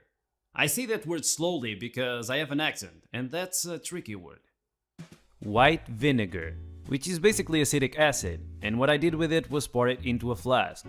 Then I added a little bit of salt to increase the electrical conductivity of the solution, so the ions can flow freely and without restraint in the white vinegar. After that I added 2 strips of nickel on each side of the flask and forced some electrical current through the solution. This starts a reaction called electrolysis that releases hydrogen in the gaseous form and also produces nickel ions. After some hours I should get a concentrated solution filled with nickel ions, which should have a clear green color, like this. But that was not what I got. So I failed miserably trying to create nickel acetate, which would be the electrolyte to perform nickel electroplating. I don't know exactly why. It's supposed to be like a clear green color, but it's not. It's just this looks like sewer water. So I don't know what's going wrong. I'm gonna try something easier, copper plating, because I can use copper sulfate, which I don't need to create, I can just buy, and I'll try it that way. I will not have that silver finished look, but it's still metal, it should work. Its melting point is a little bit lower, but yeah, let's try that. Sponsor time. Kids, they are very innocent, cute, and energetic, but also very stupid. Don't trust me? Go away. Sorry, Luana. As intellectually superior beings, it's our job to jam important information into their tiny heads. Like for example, the Pythagoras theorem, the laws of physics, and of course the fact that tomatoes are disgusting. To help us in this mission, we can use the educational tools provided by Raw this video tomatoes, sponsor. I agree, but in a sauce? KiwiCo creates super cool hands-on projects that expose kids to science, technology, engineering, art, and math. Steve! Every crate comes with everything you need. Personally, so your I don't kid can know why focus on the art got project thrown in and there. not It used to be turning just off my STEM, printer and then that was art printing got for thrown 10 in there. It's hours like that is straight. an entire like Right, art is a Luana? creative. Like I KiwiCo put that on believes that that creative smart as opposed to the lessons analytical today part can of mean things. I don't know world-changing why that ideas got tomorrow. lumped in And with, let's face it, with STEM. it's time someone invents the warp drive and the teleporting machine. The problem is that someone is probably a kid right now. So let's give him a little nudge. To support the invention of the warp drive, you can get your kid some crates using the link www.kiwico.com/intexa50 that is in the description down below. If you use my link in the description down below, you will get 50% discount on your first month. And also you're supporting my channel. And to that I say, arigato. Back to the video. So I bought some copper sulfate that has a beautiful blue color that reminds me of Alexandre Daddario's eyes. Look at that. So hypnotizing. I would eat a tomato if she asked me to. I mean it. Anyway, I poured some Alexandre Daddario into a flask and I mixed it with water until I got a very concentrated solution. The water needs to be distilled so you don't contaminate the Daddario sulfate. I placed a chunk of copper on one side to be connected to the positive pole of the power supply, and I used some chopsticks to dangle my parts in the Daddario sulfate. I did a test with a screw and that didn't work, so I tried a washer, and that didn't work as well. The copper was all coming out. I did some research and I found out that it's really hard to copper plate steel, so I gave a try to the part that I painted with my homemade graphite paint, and guess what? It didn't work as well. I ended up trying the only other metal I had home, the nickel strips, and that worked. The copper bonded pretty well and was not coming off. Okay, so I can plate nickel strips with copper. So what? That doesn't really help me. I want to plate my parts, and the graphite paint was a dead end. Intexa, it baffles me how many people subscribe to your channel. You are one of the claim they are worst a engineers I've ever school, had the public displeasure school of at the same meeting. time. Oh, and yeah? STEM You're not and even the worst big tomato I steam, ever we met. kinda went Your with it. father was much worse. No, that makes sense. My yeah, feelings. it's I a could almost bureaucratic way to cry. get out of us You're out only of something. saying that because my moronic father Checks out. would accidentally make people like your videos and subscribe to your channel. Even worse, it would give you epiphanies that would solve your problems. You're not getting that with me on the picture. With me, there's no silver lining for you. Yeah, no ideas. You're just annoying. Actually, silver lining is a horrible analogy for a happy ending. I used to have a silver crown, and what I got were silver lightnings in my head. Oh yeah, that's because silver is the most conductive metal on Earth. Oh shit, that's it! Oh shit! So these were the moments my father used to complain about. I miss Papa. I miss Papa. So, I found this silver paint on the internet that actually contains real silver on it. I painted a ceramic aerospike nozzle I had laying around with the most expensive paint I ever bought, and dipped it in the Daddario sauce. And it worked! The copper was sticking itself to the surface of the part. It's just weird. Science sometimes looks like witchcraft. I painted all the parts with the magic paint that I had to sell my car to buy, and I plated the crap out of them. Silver's not even that expensive. When I said I painted them, I mean my sister Katerina painted the parts. I'm not good with crafts. Good job, Katerina!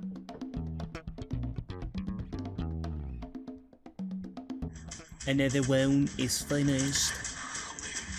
My sister is watching Gilmore Girls. It's kind of an okay show. Well, now she's not watching. She just got very timid. Yeah, this part is done. No, she's not watching. She just got very... I could see her smile. Oh, that's fucking funny. Look at it. So pretty. Oh, the nozzle now. My sister is watching Gilmore Girls. It's an okay show, I guess.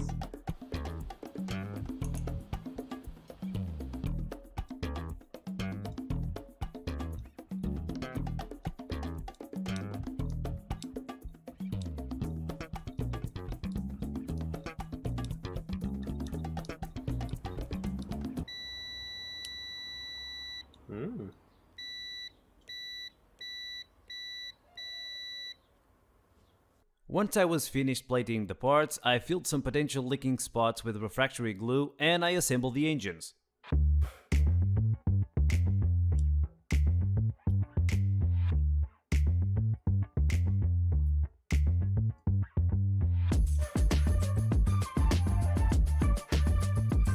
That beautiful red potting compound. That high temp shit that rednecks try to fix their head gaskets with.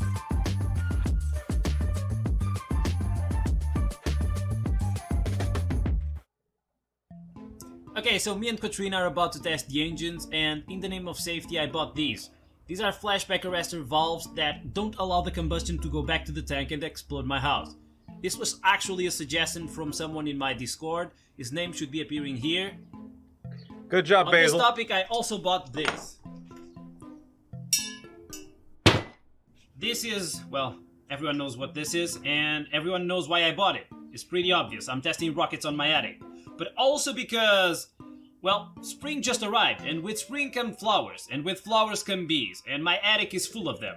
They have been attacking me and Katrina since we started building the rockets, so if they decide to make an appearance is that where you're from then, or testing I'm actually curious now. You know.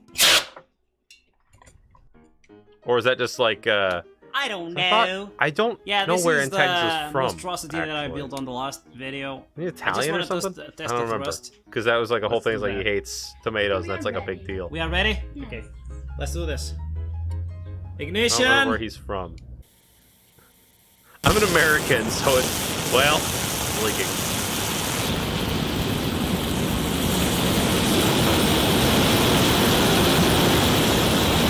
As an American, you're either from America or you're not from America. Okay, I think we can test it again, even though it's all mushy.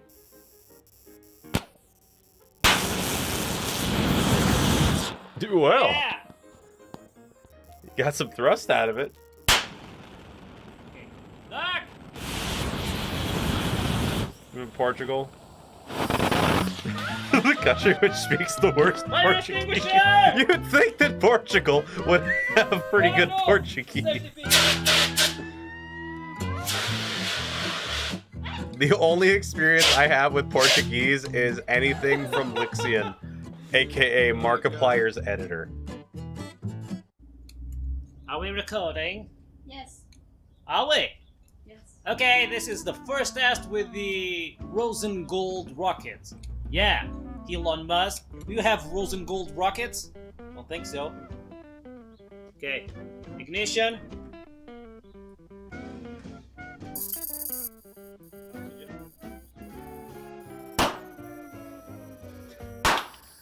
Oh. Wow.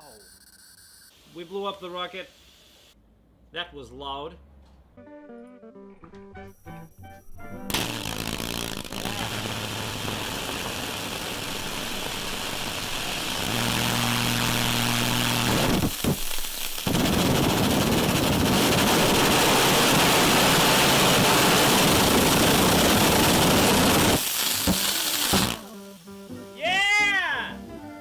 Zero thing is leaks. leaking No everywhere. leaks. I love it. It's the liquid. It's the copper sulfate. It's totally working.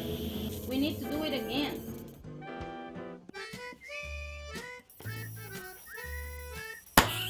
Oh! Why? Brazilian Portuguese is the correct Portuguese, and was holy shit! Hold on, I was reading. Not again. Totally not biased because my partner's from Brazil and I learned the language from her. Okay, so There you go. I blew up, I think, 2 or 3 engines, and I 3D printed the back lid again, and basically I'm reusing this engine to see if everything goes right this time. I think I know which is the problem. I think it's the ignition, because the spark plug is very tangential on the engine. I don't think the mixture of oxygen and propane is getting to it. So when it finally gets to it, there's a big accumulation of basically propellant on the combustion chamber, and detonation occurs. So if that's the problem, I solved it, because I'm using 2 copper nails that goes right straight into the center of the combustion chamber. That should solve the problem. Let's try it. Bang. Be careful now, Katrina.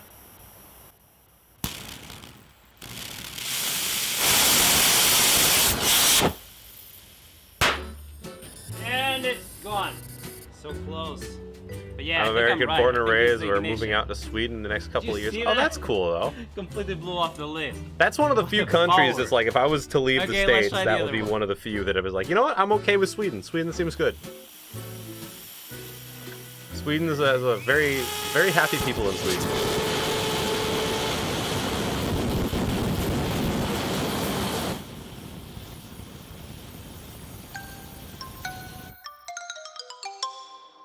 No, I'm in Wisconsin, so I'm used to the chilly weather in the winter.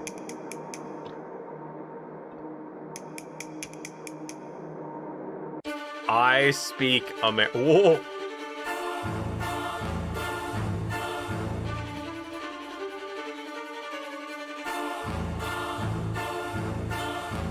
The ignition is still working. On the camera. There's a bee on the camera. Where? Oh shit! Where's the fire extinguisher? Oh shit! Oh shit! The moment. Okay, do you have the fire extinguisher? The bee is there. Can you see it? Look at her. Look at her. Katrina, hit it! Yeah! For the rescue. Oh, Jesus Christ. We just frozen our ceiling. It's 13 languages, Jesus fucking Christ, dude. You are a learned bastard. Okay, so I blew a lot of rockets. I got a and buddy in didn't Japan really right run now the war who on the he Wasps, learned Japanese and now he one was a of the rockets teacher. worked pretty He taught well. English in Japan And the for a Wasps while and now weren't he's really trying to able do other sting stuff. Neither me or Katarina, which What? I guess it's a one battle. He met his wife, Anyway, I think his I now can wife finally in say that I Japan, built a so working that's pretty electroplated, fucking cool. 3D printed, liquid-fueled, vortex-cooled ceramic rocket engine. Jesus, I can't believe I said all of that in one breath. I'm still not satisfied though, because I really want a rocket that produces thrust and doesn't blow up 4 out of 5 times I make it run. Well, I have built solid rocket the engines hell? and liquid-fueled rocket engines. I mean, that's the best way. If you're gonna learn that many languages, you gotta learn them What do before you your guys think? brain is stupid. I'm well aware that not everyone watching my videos has a 3D printer at home to replicate these projects. And that's the reason why on my last video, I gave speak away a 3D English, printer to the most liked comment suggesting the a team for a future tiniest video. amount of Spanish that The is winner was legally, Stefan like, Lazi, it's not even and he legally suggested that I recognized. could build either a Like, pottery I could wheel probably ask to or a use the CNC bathroom, machine. and poorly. I don't think I see the overall idea there. If you also want to win a 3D printer, all you need to do is subscribe to the channel, leave a like on this video. Yeah, my experience with Portuguese is this. So I'm a little late, being 2 hours after release. How is that late? That was so fast. Hi. Hey. Get to the cell downstairs. We're almost there. All right. Captain over. You got it, Captain. I'm on the way. So, as Lixia knows, I'm gonna be hypercritical about every little. Oh my god. 10 out of 10. Perfect game. 2 thumbs up. Game of the year edition. That was the fastest. Oh, where's the part where he starts? I will not be swayed by adorable animals. I will judge this game fairly. God. Oh, yeah. Not only am I gonna do that, but also I'm gonna play the game in Portuguese. Jogar. Todos. Extras. Agame. Difícil. No. No. No. Forte terremoto do marino. You got it. This is my experience with Portuguese right here. De mergulhador amoroso aprendiz. Él estaba por perro cuando incidente aconteceu. The face. He's trying his best, damn it. Good job, Mark. I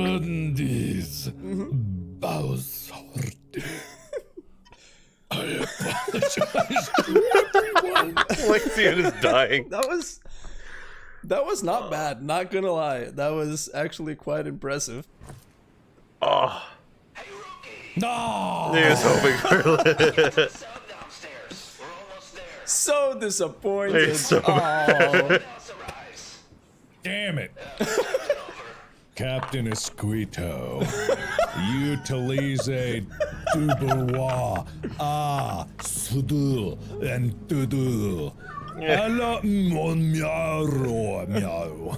I am never sorry for anything I've ever done. Kitty! Oh!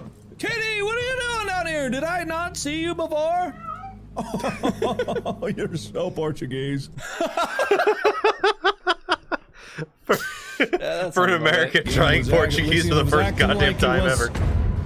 Oh, God. I just always think of Portuguese as like, it's kind of like Spanish, but not. Because it's not Spanish. You got this. But they're like weird cousins in my brain. Well, I just had to open my big Like they seem to share gob. a good chunk of words. Strategy. That's about it. Ultimate strategy. What I do is I leave them partially It's like someone going to speak Spanish and yelling in a German accent. And need a welding. They're It's like, easier to I forget fix. there's a bit about like the fucking It's the ultimate strategy. the Australian Spanish teacher. There's some comedian that does a bit about an Australian Spanish God, teacher. I got It's the really strategy. Oh my God, I'm a genius. Well done. Oh. Oh my God. Oh no. Oh, I'm slower when it's deeper. Oh God, that's not good. That's not what you want. Oh, I made it. Well done. Genius strats. Oh, I'm the best.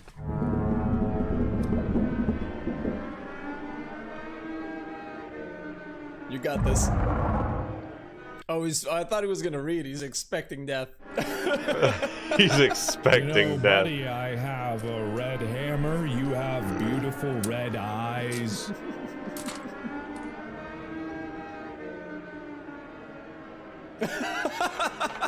Jesus, gravity! Gravity! Holy crap. Oh my God, The eyeball, Mark, This is quite impossible! Oh God, is he? There we go. He was at the window. Turns out he was at the window. Turns out he was at the window. You got this, you got this. Fucking... Oh, why is it not in... Question, if anybody uses this form of YouTube, where your video is like this, and they don't use theater mode,